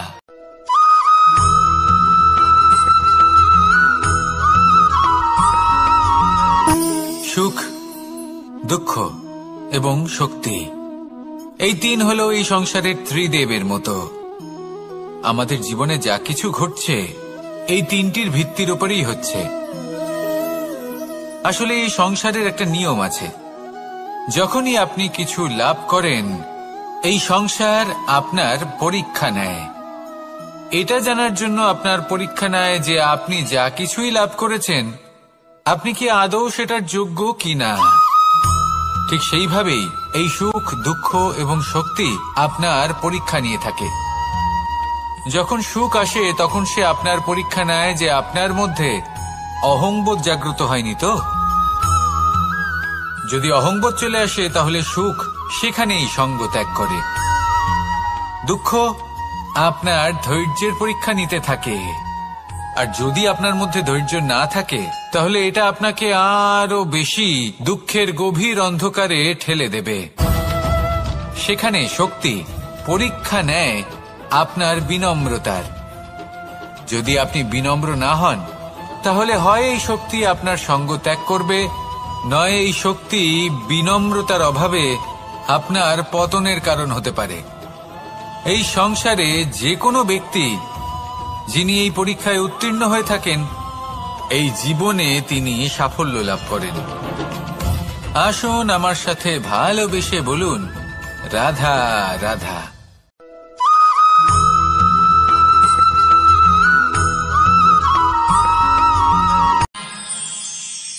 আমরা সবাই সূর্যকে সম্মান কেন করি? কারণ আমরা জানি যে সন্ধেবেলা যখন সূর্যাস্ত হবে তখন শুধুমাত্র অন্ধকার বাকি থাকবে। ঠিক কিছুটা এরকমই হয় আমাদের মাতা পিতাও, যিনি আমাদের জন্ম দেন, আমাদের ভরণ পোষণ করেন, আমাদের বড় করেন, আমাদের প্রেম প্রদান করেন। কখনো কখনো তাদের মুখ থেকে কটু কথা নিঃসৃত হয়, আমাদের দুঃখ হয়, কিন্তু তখন আমাদের এটা বোঝা উচিত এগুলি নিঃসৃত হচ্ছে আমাদেরই মঙ্গলের জন্য। যেমন সূর্যদেব, উনিও উত্তাপ দিয়ে থাকেন আমাদেরই মঙ্গলের জন্য, যাতে ফসল পাকতে পারে, যাতে জল বাষ্প হয়ে মেঘ হতে পারে, বৃষ্টি হতে পারে, আর এই সংসারে নিরন্তর জলের প্রবাহ থাকে। আমাদের মাতা পিতা, তাদের কঠোর আচরণ, তাদের কঠোর অনুশাসনের পেছনে লুকিয়ে থাকে ওনাদের ভালোবাসা। আমাদের তা বুঝতে হবে, সসম্মানে ওনাদের গ্রহণ করতে হবে। কারণ ঠিক সূর্যাস্তের পরে যেমন চতুর্দিক অন্ধকারচ্ছন্ন হয়ে যায়, তেমনি আমাদের জীবন থেকে যখন আমাদের মাতা পিতা চলে যায় তখন আমাদের জীবনেও শুধু এবং শুধুমাত্র অন্ধকারই ছেয়ে থাকে। সেই জন্য নিজের মাতা পিতাকে সম্মান করুন, ওনাদের ভালোবাসা প্রদান করুন।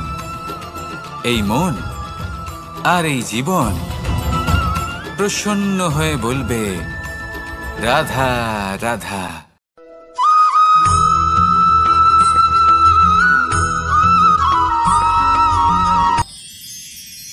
মানুষ তার জীবনে দুই ধরনের পরিস্থিতিকে খুব ভয় পায়। এক, কোনো কারণবশত কারোর সামনে নত হওয়া। দুই, কোনো কারণে নিজের চরিত্র থেকে, নিজের মূল্যবোধ থেকে বিচ্যুত হওয়া। এবার কেন হয় এরকম যে কথায় কথায় কারোর সামনে নত হতে হয়? কেন বারংবার নিজের চরিত্র থেকে চ্যুত হতে হয়? এরকম কেন হয়? এটা তখনই হয় যখন আমাদের শিক্ষা এবং মূল্যবোধের অভাব থাকে। যদি মানুষের মধ্যে প্রকৃত শিক্ষা থাকে তাহলে এই সংসারে কোনো সময় এবং কারোর সামনেই নত হওয়ার কোনো প্রয়োজন নেই। যদি মানুষের মধ্যে মূল্যবোধ থাকে তাহলে তাকে নিজের মূল্যবোধ বা চরিত্র থেকে বিচ্যুত হতে হয় না, তা সে যাই হয়ে যাক না কেন। কোনো বালককে যদি জন্ম থেকেই সুশিক্ষার অধিকারী করা হয়, শিক্ষিত করা হয়, মূল্যবোধের অধিকারী করা হয়, তবে সে এই সংসারে এমন কর্ম করবে যাতে সে নিজেকে, নিজের পরিবারকে, সমগ্র সমাজকে গর্বিত করতে পারে। শিক্ষা লাভ করুন, মূল্যবোধ লাভ করুন এবং আমার সাথে ভালোবেসে বলুন, রাধা রাধা।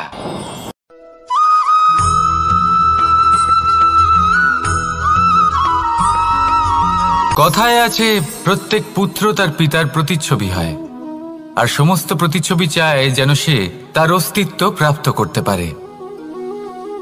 পুত্র চায় সে যেন তার পিতার মতো হয়, বা কখনো কখনো তার থেকেও শ্রেষ্ঠ হয়।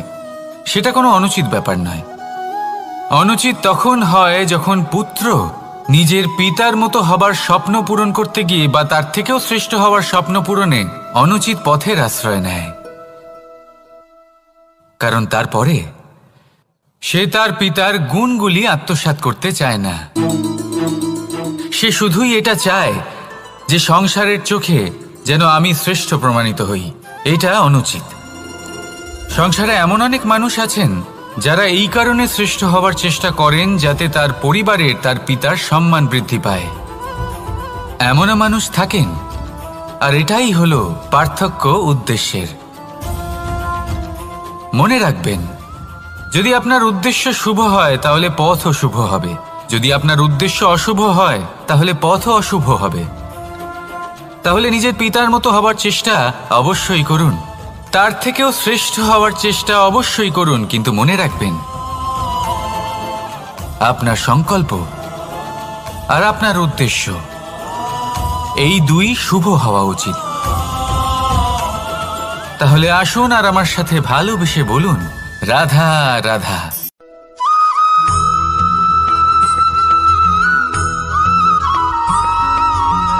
এই সংসারের সবথেকে গুরুত্বপূর্ণ তত্ত্ব কোনটা? প্রথম হলো সময়। জন্ম থেকে মৃত্যু পর্যন্ত এই যে সময়, এটাই তো হলো জীবন। দ্বিতীয় হলো জীবন, যাতে আমরা সময়ের সদ্ব্যবহার করি, শ্রেষ্ঠ থেকে শ্রেষ্ঠতর কাজ করার চেষ্টা করি। বহু বছরের এই পরম্পরা, এই সংস্কৃতিকে এগিয়ে নিয়ে যাওয়ার চেষ্টা করি। এই সংসারে আমরা অংশগ্রহণ করতে চেষ্টা করি। তৃতীয় হলো ধন, সেই ধন যা প্রত্যেক ব্যক্তি অর্জন করতে চেষ্টা করেন। এবার এই তিনটি তত্ত্বের মধ্যে একটা সামঞ্জস্য আছে, সমান ব্যাপার আছে। সে ধনই হোক বা সময় হোক বা হোক জীবন। আর সেই সমান ব্যাপার হলো যে যদি আপনি এটা গণনা করতে থাকেন তাহলে তা কমতে থাকে, যদি আপনি এটা ব্যবহার করেন তাহলে তা বাড়তে থাকে।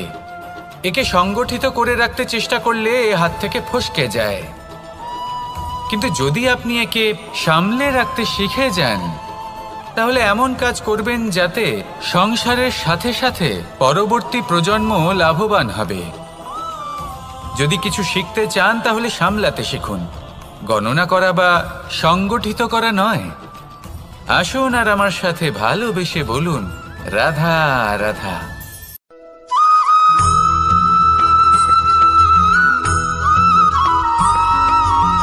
পঞ্চতত্ত্বের মধ্যে দ্বিতীয় তত্ত্ব হল ধরণী, ভূমি, যাকে আমরা ধরণী মাতা বলি। এই ধরণী ধৈর্য ধারণ করে, আর এর ওপরেই আমাদের সমগ্র সংসার নির্ভরশীল। কারণ এই ভূমি সহ্য ক্ষমতা রাখে, এর সহ্য ক্ষমতা হলো অপরিসীম।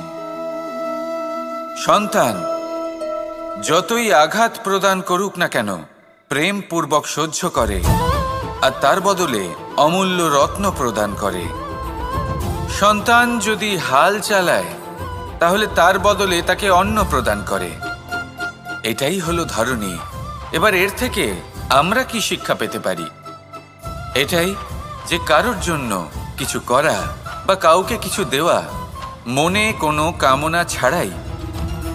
আর এই কথাটা বুঝে যান, যদি কারোর জন্য কামনা না রেখে বা কোনো পাওয়ার আশা না রেখে কারোর জন্য কিছু করেন বা কারোকে কিছু দেন, যদি এটা আপনি শিখতে পারেন তবে আপনি ভালোবাসতে শিখে গেছেন। আর সেই জন্যই এই ধরিত্রীকে মাতা বলা হয়।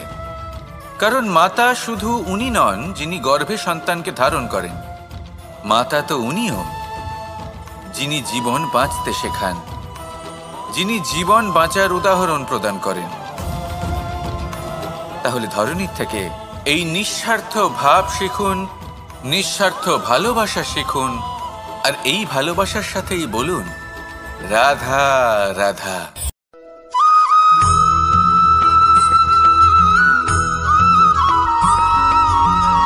এই সংসারে কোনো বস্তু হোক বা ব্যক্তি হোক, তার একার গুরুত্ব কিন্তু খুব বেশি নয়। একটা উদাহরণ হিসেবে বৃষ্টির ফোঁটাকে ভেবে দেখুন। যদি একটি বৃষ্টির ফোঁটা হয় তাহলে তার খুব বেশি গুরুত্ব থাকে না, কিন্তু যখন সহস্র বৃষ্টির ফোঁটা মেঘের মধ্যে দিয়ে ঝরে পড়ে তখন সেটা বর্ষার রূপ ধারণ করে। সেই বর্ষা যা এই প্রকৃতিকে শান্ত করে। সেইভাবেই পাথরের ছোট টুকরো, তার খুব বেশি গুরুত্ব থাকে না, কিন্তু যখন অসংখ্য পাথরের টুকরো একত্রিত হয় তখন তা পর্বতের আকার ধারণ করে। সেইভাবেই কিছু মানুষ যখন একত্রিত হন তখন তৈরি হয় পরিবার, কিছু পরিবার যখন একত্রিত হয় তখন তৈরি হয় সমাজ, যখন অনেক সংখ্যক সমাজ একত্রিত হয় তখন তৈরি হয় রাজ্য। এবার এই রাজ্যের সবথেকে গুরুত্বপূর্ণ ব্যক্তি হতে পারেন রাজা, কিন্তু তাও সেই রাজা একা কিছু করতে পারেন না। যুদ্ধ লড়ার সময় তারও নিজের সৈন্যদলকে প্রয়োজন পড়ে। কিন্তু এই সংসারে এমন একজন ব্যক্তি আছেন যিনি একাই সব কাজ করতে থাকেন, এবং সেই ব্যক্তি হলেন মা।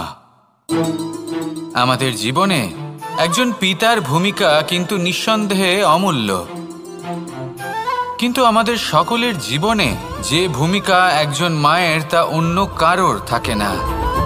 একজন মা একাই সন্তানকে বড় করতে পারেন, সংস্কারী করে তুলতে পারেন, তার জন্য পরিশ্রম করেন। আর এত কিছু কাজ করার পরেও তার কাজের জন্য তিনি প্রশংসা অবশ্য পান না। উল্টে যদি সেই সন্তান অনুচিত পথে চালিত হয়, অনুচিত কর্ম করে, তখন সেই মাকেই অপবাদের পাত্র হয়ে উঠতে হয়। আমাদের জীবনে মায়ের যোগদান কতটা সেটা বুঝুন। আপনাকে বড় করে তোলার জন্য উনি কতটা পরিশ্রম করেছেন সেটা বুঝুন। আজ থেকে, এখন থেকে, এই মুহূর্ত থেকে মাকে সম্মান করতে শিখুন। যখন সময় পাবেন, যখন সুযোগ হবে, তখন তার প্রশংসা করুন, ওনারও ভালো লাগবে। আর মায়ের এই মমতার জন্য, তার এই ভূমিকার জন্য আসুন সবাই মিলে আমরা তাকে প্রণাম করি, আর সকলে মিলে ভালোবেসে বলি রাধা রাধা।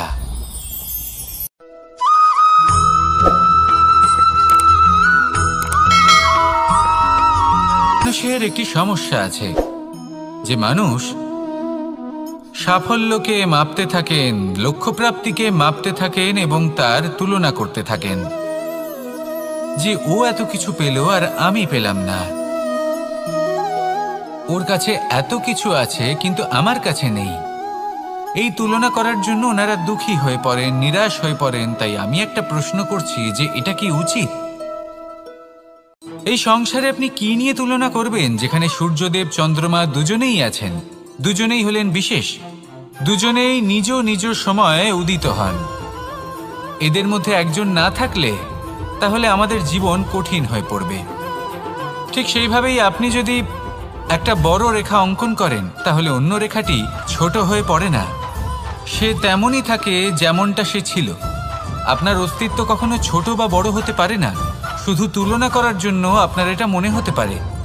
যদি আপনি যুদ্ধ করতে চান আপনার তলোয়ারের প্রয়োজন পড়বে। যদি বস্ত্র তৈরি করতে চান এত বড় তলোয়ার দিয়ে কিছুই হবে না, তখন প্রয়োজন পড়বে একটা ছোট্ট সূচের। তাই তুলনা করবেন না, না নিজেকে ছোট মনে করবেন না অন্য কাউকে।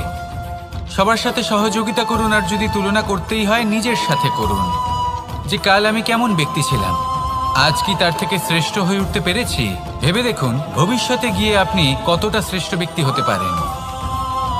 আসুন আমার সাথে ভালোবেসে বলুন রাধা রাধা।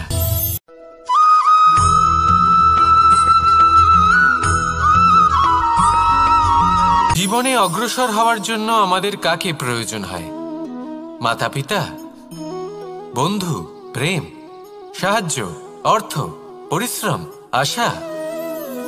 ভিন্ন ভিন্ন মানুষ ভিন্ন ভিন্ন বিকল্প চয়ন করে। যদি আমি আপনাকে বলি তাহলে জয় আর পরাজয়ের মন্ত্র দুটো শব্দের উপর নির্ভর করে, মেনে নেওয়া আর দৃঢ় হওয়া। যদি মেনে নেন তাহলে হেরে যাবেন, যদি দৃঢ় হন তাহলে নিশ্চিত রূপে জয়ী হবেন। যদি কখনো আপনি ক্লান্ত হয়ে ওঠেন, আপনি দুঃখী হন, পুরোপুরি ভেঙে পড়েছেন, তখন মেনে নেবেন না যে আপনি ভেঙে পড়েছেন, নয়তো হেরে যাবেন। তখন উল্টে স্থির করবেন যে যাই হয়ে যাক না কেন আমি জয়ী হবই। আর আপনি দেখবেন যে জয় নিশ্চিত রূপে আপনার কাছেই আসবে। তাহলে এই কথা মনে রাখবেন আর আমার সাথে ভালোবেসে বলবেন, রাধা রাধা।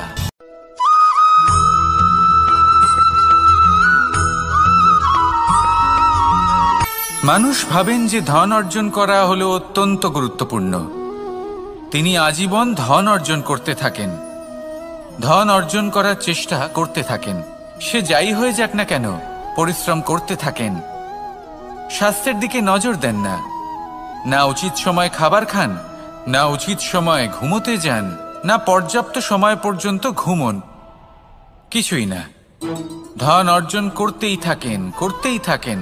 আর কিছু সময় পরে যখন তিনি অসংখ্য ধন লাভ করে ফেলেন, তখন তার সাথে ওনার শরীরে অনেক রোগ বাসা বাঁধে। এইসব রোগের উপচার করতে করতে সেই সমস্ত ধন যা উনি অর্জন করেছেন তা তিনি ব্যয় করে ফেলেন। শেষ পর্যন্ত কি হয়? আমরা যেভাবে এসেছি ঠিক সেইভাবেই ফিরে যাই, ধন এখানেই থেকে যায়। দেখুন, একটা অত্যন্ত গুরুত্বপূর্ণ কথা রয়েছে যে আপনার বোঝা উচিত। এই যে ধন, তার ব্যবহার করুন জীবনকে আরো ভালো করে তোলার জন্য। ধনের সদ্ব্যবহার করা উচিত, এমন যেন না হয় এই ধন আপনাকে ভোগ করে ফেলে। এই জীবনকে নিশ্চিত রূপে আরো শ্রেষ্ঠ করে তুলুন। কিন্তু এই ধন অর্জন করার এই প্রক্রিয়াতে নিজের সারা জীবনকে নষ্ট করে ফেলবেন না। এই জীবন উপভোগ করতে শিখুন আর আমার সাথে ভালোবেসে বলুন, রাধা রাধা।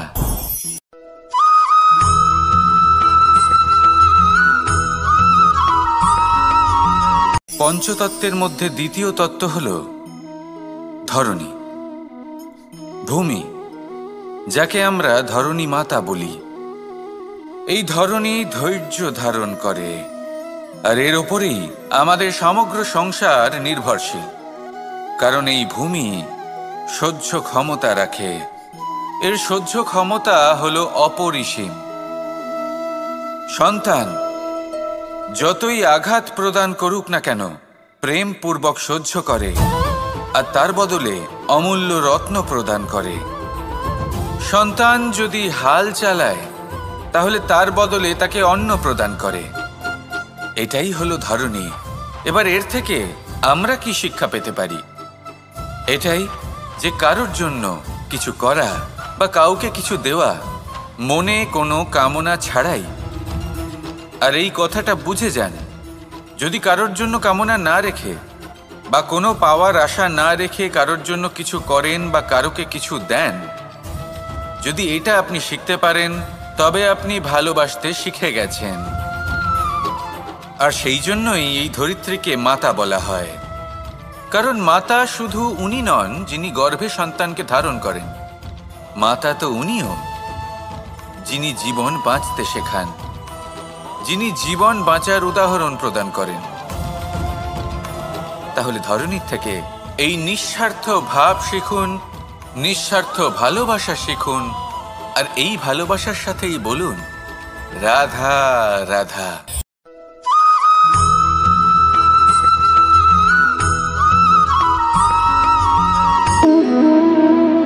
সম্পর্ক হলো আমাদের জীবনের একটি আধার। কিছু সম্পর্ক এমন যে আমরা জন্মসূত্রে লাভ করি, যেমন পরিবার, মা, বাবা। কিছু সম্পর্ক আছে যে আমরা জীবনে অর্জন করে থাকি, তা সে প্রেমের হোক, স্নেহের হোক বা বন্ধুত্বের। এই সকল সম্পর্ক লাভ করার বা গড়ে তোলার 5টি ধাপ রয়েছে। প্রথম ধাপ, কোনো ব্যক্তির সাথে আলাপ হওয়া, তার সাথে কথা বলা বা তাকে দেখা। দ্বিতীয় ধাপ, সে ব্যক্তিকে আমাদের ভালো লাগা। তৃতীয় ধাপ, আমাদের এটা চাইতে শুরু করা যে জীবনে এই ব্যক্তি যেন আমাদের বন্ধু হন, আমাদের জীবনে থাকেন, বা আমাদের কাউকে ভালোবেসে ফেলা। আর এটা আমাদের ভাবা বা চাওয়া যে সেই ব্যক্তি যেন আজীবন আমার সাথে থাকেন, আমার জীবনে আমার সাথী হয়ে। চতুর্থ ধাপ, লাভ করা। এবার এই ধাপটি অনেক মানুষের পক্ষেই খুবই সরল হয়, বড়ই সরলভাবে নিজেদের সঙ্গীকে লাভ করে থাকেন। কিছু মানুষের জন্য এই ধাপ অত্যন্ত কঠিন হয়ে থাকে। অনেক প্রতিকূল পরিস্থিতির উপর জয়লাভ করে তারা সঙ্গীকে লাভ করেন, কিন্তু লাভ অবশ্যই করেন। এরপরে আসে পঞ্চম, অন্তিম এবং সব থেকে গুরুত্বপূর্ণ ধাপ। সেটা হলো সেই সম্পর্ক পালন করা। এটা হলো এমন এক বিষয় যা প্রত্যেক মানুষের শেখা উচিত। যদি ব্যক্তি নিজের জীবনে সম্পর্ক রক্ষা করতে শিখে যান, তবে প্রত্যেক সম্পর্ক তার জীবনকে স্বর্গ করে তুলবে। আসুন আর আমার সাথে ভালোবেসে বলুন, রাধা রাধা।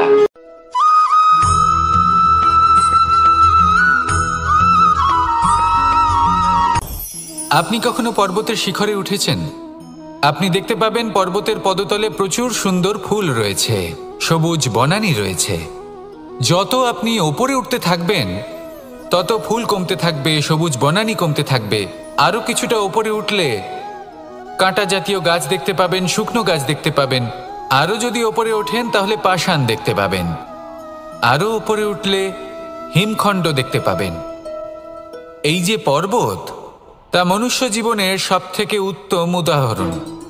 মানুষ যখন সাফল্যের শিখরে পৌঁছতে চান, মহানুভবতার শিখরে পৌঁছতে চান, পথে যত আস্তে আস্তে উপরে উঠতে থাকেন, ততই ভৌতিক বস্তু তার থেকে বিচ্ছিন্ন হতে থাকে। যদি তিনি সেই ভৌতিক বস্তুগুলি ত্যাগ না করতে পারেন, তাহলে কখনোই সেই স্থানে পৌঁছতে পারবেন না। আর মানুষ যদি উচিত ত্যাগ করতে পারেন, পথে অগ্রসর হতে থাকেন, এগোতে থাকেন, তাহলে একদিন না একদিন তিনি মহানুভবতার, জ্ঞানের, সাফল্যের হিমের স্বাদ অবশ্যই লাভ করবেন। মনে রাখবেন, মানব জীবনে ত্যাগ হলো অত্যন্ত গুরুত্বপূর্ণ অংশ। আসুন আমার সাথে ভালোবেসে বলুন, রাধা রাধা।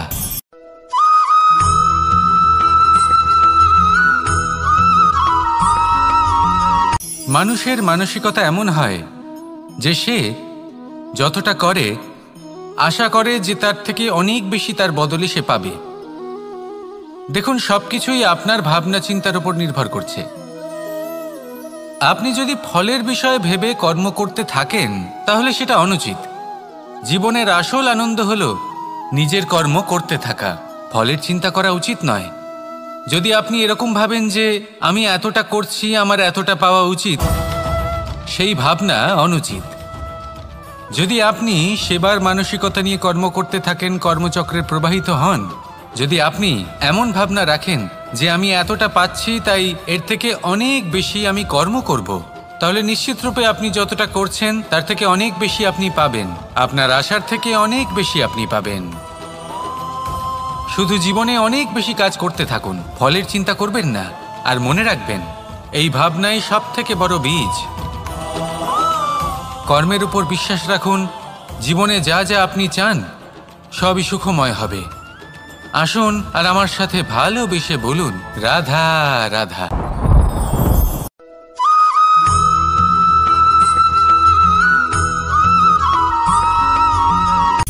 সূচের শেষে একটি ছিদ্র থাকে, যার দ্বারা আমরা এই সুতো পরাতে পারি। আর তারপর সূচের সাহায্যে এই সুতো দিয়ে বস্ত্র সেলাই করা যায়। কিন্তু যদি সুতোটা সোজা করে ধরা না হয়, তাহলে সূচে কখনো এই সুতো পরানোই সম্ভব নয়। যদি এতে কোনো গিঁট পড়ে, তখন তা কখনোই এই ছিদ্র দ্বারা প্রবেশ করা সম্ভব নয়। ঠিক এইভাবেই যদি আপনি কারোর জীবনে প্রবেশ করতে চান, কারোর অন্তরে প্রবেশ করতে চান, তাহলে আপনাকেও সহজ থাকতে হবে। এতে কোনো গিঁট থাকলে চলবে না, অর্থাৎ মনে যাতে কোনো মালিন্য না থাকে, যেন কোনো কুচিন্তা না থাকে। যদি এসব থাকে, তাহলে আপনি কখনো কারোর জীবনে প্রবেশ করতে পারবেন না। আর যদি কোনোভাবে আপনি প্রবেশ করেও যান, তাহলে তার মনে ঘর করতে পারবেন না। নিজেকে এই সুতোর মতন করে তুলুন, সহজ। মনে যেন কোনো কুচিন্তা না থাকে, সবার প্রতি যেন সদ্ভাবনা থাকে, শুভ চিন্তা থাকে।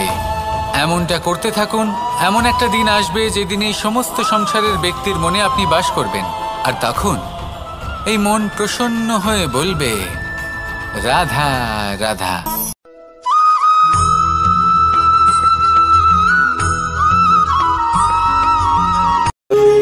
যখন মানুষের মৃত্যু হয় তখন কি হয়?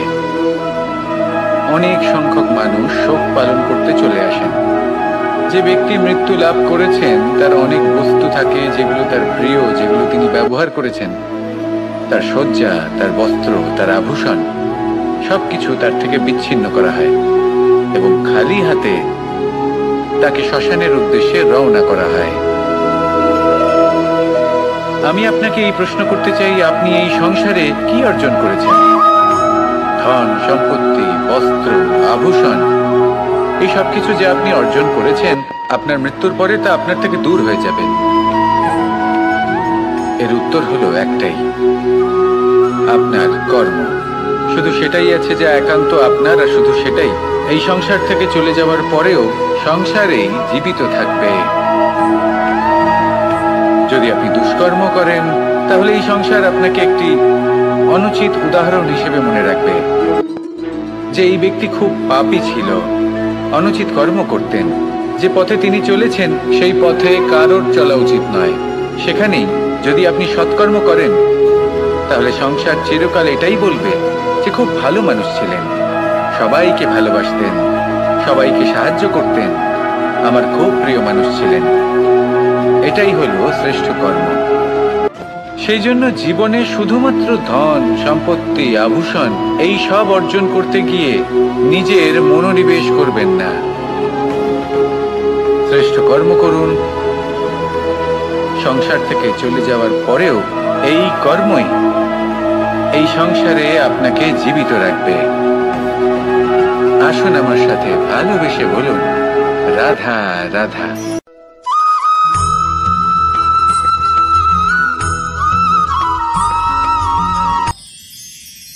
মানুষ তার জীবনে দুই ধরনের পরিস্থিতিকে খুব ভয় পায়। এক, কোনো কারণবশত কারোর সামনে নত হওয়া। দুই, কোনো কারণে নিজের চরিত্র থেকে, নিজের মূল্যবোধ থেকে বিচ্যুত হওয়া। এবার কেন হয় এরকম যে কথায় কথায় কারোর সামনে নত হতে হয়?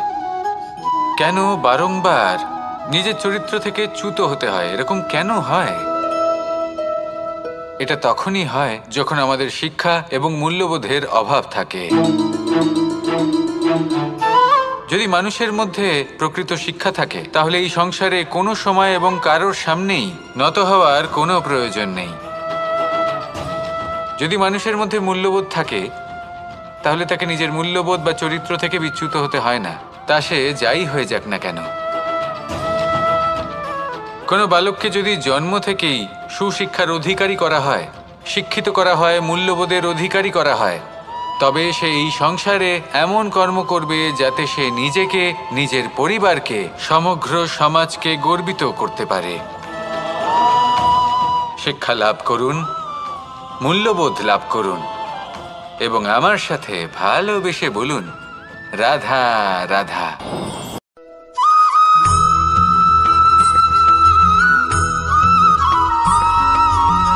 কথায় আছে যে এমন কোনো অক্ষর নেই যার দ্বারা কোনো মন্ত্র হয় না। এমন কোনো বনস্পতি নেই যা নিজেই একটা ঔষধি নয়। পৃথিবীর এমন কোনো ব্যক্তি নেই যার মধ্যে কোনো যোগ্যতা থাকে না। শুধু প্রয়োজন হলো যে ব্যক্তিকে আমরা খুঁজে চলেছি তাকে সঠিকভাবে চিনে নেওয়া। যদি তার যোগ্যতা, তার বিশেষত্ব আমরা বুঝতেই না পারি তাহলে আর লাভ কি রইল?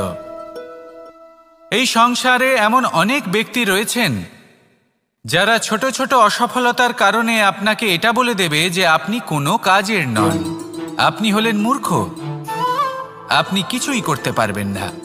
এইসব কথায় কখনোই বিশ্বাস করবেন না, কারণ আপনি এবং প্রত্যেকটি জীব এই পরমাত্মা এবং এই প্রকৃতির সৃষ্টি, যা অত্যন্ত বিশেষ। যদি আপনাকে উদাহরণ দিই তাহলে একদিকে আছে তরোয়াল, একটা বড় লম্বা তরোয়াল যার দ্বারা যুদ্ধ করা যায়, জয়লাভ করা যায়। আর অন্যদিকে রয়েছে একটা ছোট্ট সূচ, কিন্তু যে কাজ একটা ছোট্ট সূচ করতে পারে তা একটা তরোয়াল দ্বারা সম্ভব নয়। এর অর্থ হলো এটাই যে প্রত্যেকটা রচনা অত্যন্ত অমূল্য এবং অত্যন্ত বিশেষ হয়। তাহলে বিশ্বাস রাখুন যে আপনি অত্যন্ত বিশেষ একজন, আর প্রেমের সাথে বলুন রাধা রাধা।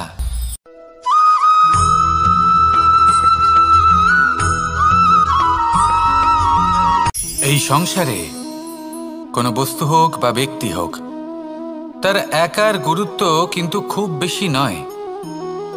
একটা উদাহরণ হিসেবে বৃষ্টির ফোঁটাকে ভেবে দেখুন। যদি একটি বৃষ্টির ফোঁটা হয় তাহলে তার খুব বেশি গুরুত্ব থাকে না, কিন্তু যখন সহস্র বৃষ্টির ফোঁটা মেঘের মধ্যে দিয়ে ঝরে পড়ে তখন সেটা বর্ষার রূপ ধারণ করে। সেই বর্ষা যা এই প্রকৃতিকে শান্ত করে। সেইভাবেই পাথরের ছোট টুকরো তার খুব বেশি গুরুত্ব থাকে না, কিন্তু যখন অসংখ্য পাথরের টুকরো একত্রিত হয় তখন তা পর্বতের আকার ধারণ করে। সেইভাবেই কিছু মানুষ যখন একত্রিত হন তখন তৈরি হয় পরিবার, কিছু পরিবার যখন একত্রিত হয় তখন তৈরি হয় সমাজ, যখন অনেক সংখ্যক সমাজ একত্রিত হয় তখন তৈরি হয় রাজ্য। এবার এই রাজ্যের সবথেকে গুরুত্বপূর্ণ ব্যক্তি হতে পারেন রাজা, কিন্তু তাও সেই রাজা একা কিছু করতে পারেন না। যুদ্ধ লড়ার সময় তারও নিজের সৈন্যদলকে প্রয়োজন পড়ে। কিন্তু এই সংসারে এমন একজন ব্যক্তি আছেন যিনি একাই সব কাজ করতে থাকেন, এবং সেই ব্যক্তি হলেন মা। আমাদের জীবনে একজন পিতার ভূমিকা কিন্তু নিঃসন্দেহে অমূল্য, কিন্তু আমাদের সকলের জীবনে যে ভূমিকা একজন মায়ের তা অন্য কারোর থাকে না। একজন মা একাই সন্তানকে বড় করতে পারেন, সংস্কারী করে তুলতে পারেন, তার জন্য পরিশ্রম করেন। আর এত কিছু কাজ করার পরেও তার কাজের জন্য তিনি প্রশংসা অবশ্য পান না। উল্টে যদি সেই সন্তান অনুচিত পথে চালিত হয়, অনুচিত কর্ম করে, তখন সেই মাকেই অপবাদের পাত্র হয়ে উঠতে হয়। আমাদের জীবনে মায়ের যোগদান কতটা সেটা বুঝুন। আপনাকে বড় করে তোলার জন্য উনি কতটা পরিশ্রম করেছেন সেটা বুঝুন। আজ থেকে, এখন থেকে, এই মুহূর্ত থেকে মাকে সম্মান করতে শিখুন। যখন সময় পাবেন, যখন সুযোগ হবে, তখন তার প্রশংসা করুন, ওনারও ভালো লাগবে। আর মায়ের এই মমতার জন্য, তার এই ভূমিকার জন্য আসুন সবাই মিলে আমরা তাকে প্রণাম করি, আর সকলে মিলে ভালোবেসে বলি রাধা রাধা।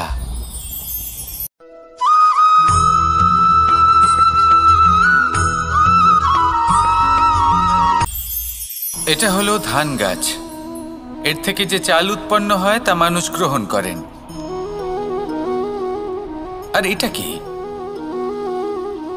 এ হলো জংলি ঘাস। একবার ভেবে দেখুন, যদি এই জংলি ঘাস ধান গাছের আশেপাশে থাকে তাহলে কি হবে?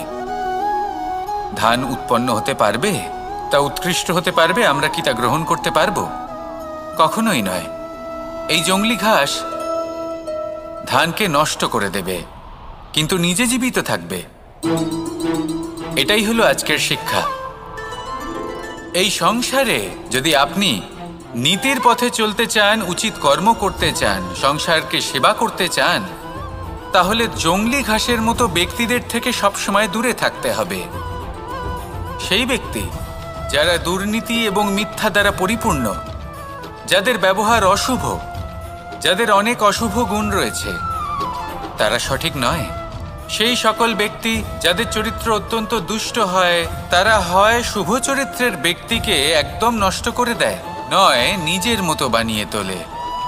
তাই যদি আপনি নীতির পথে চলতে চান, এই সংসারের জন্য শুভ কর্ম করতে চান, তাহলে সেই সঙ্গ লাভ করুন যে সঙ্গ জ্ঞানে পরিপূর্ণ, যাদের মধ্যে অনেক গুণ আছে, যাদের থেকে প্রতিদিন কিছু শিখতে পারবেন। এমন ব্যক্তির সাথে জীবন অতিবাহিত করুন। দুরাচারীদের থেকে দূরে থাকুন। তবেই এই মন প্রসন্ন হয়ে বলবে রাধা রাধা।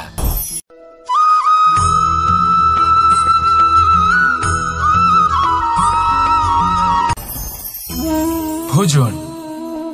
এবার ভোজন সংগ্রহ করার জন্য মানুষ কি না করেন, সব সময় চেষ্টা করতে থাকেন, ফসল উৎপাদনের জন্য অনেক পরিশ্রম করতে থাকেন, কিন্তু অনেক সময় অনেক পরিশ্রম করার পরেও ফসল ভালো উৎপাদন হয় না। এর কারণ কি? কারণ হলো এটাই যে আপনি পরিশ্রম হয়তো অনেক করেছেন, কিন্তু আপনার নজর তো সেই বীজের দিকে ছিলই না যা আপনি রোপণ করেছেন। সেই জন্য সব সময় কোনো বীজ রোপণ করার আগে তাকে পরখ করে দেখুন, তা অত্যন্ত আবশ্যক। আর সেইভাবেই যখনই কোনো কর্মের প্রশ্ন আসে, তাহলে সেখানে শুধুমাত্র পরিশ্রম যথেষ্ট নয়, সেই কাজের প্রতি আপনার কর্তব্য কি, আপনার উদ্দেশ্য কি, সেটা জানা হলো অত্যন্ত গুরুত্বপূর্ণ। তাই কর্ম করুন, কিন্তু সেই কর্মের প্রতি আপনার যা উদ্দেশ্য তার মাহাত্ম্য বুঝতে চেষ্টা করুন। তাহলে আসুন আমার সাথে ভালোবেসে বলুন, রাধা রাধা।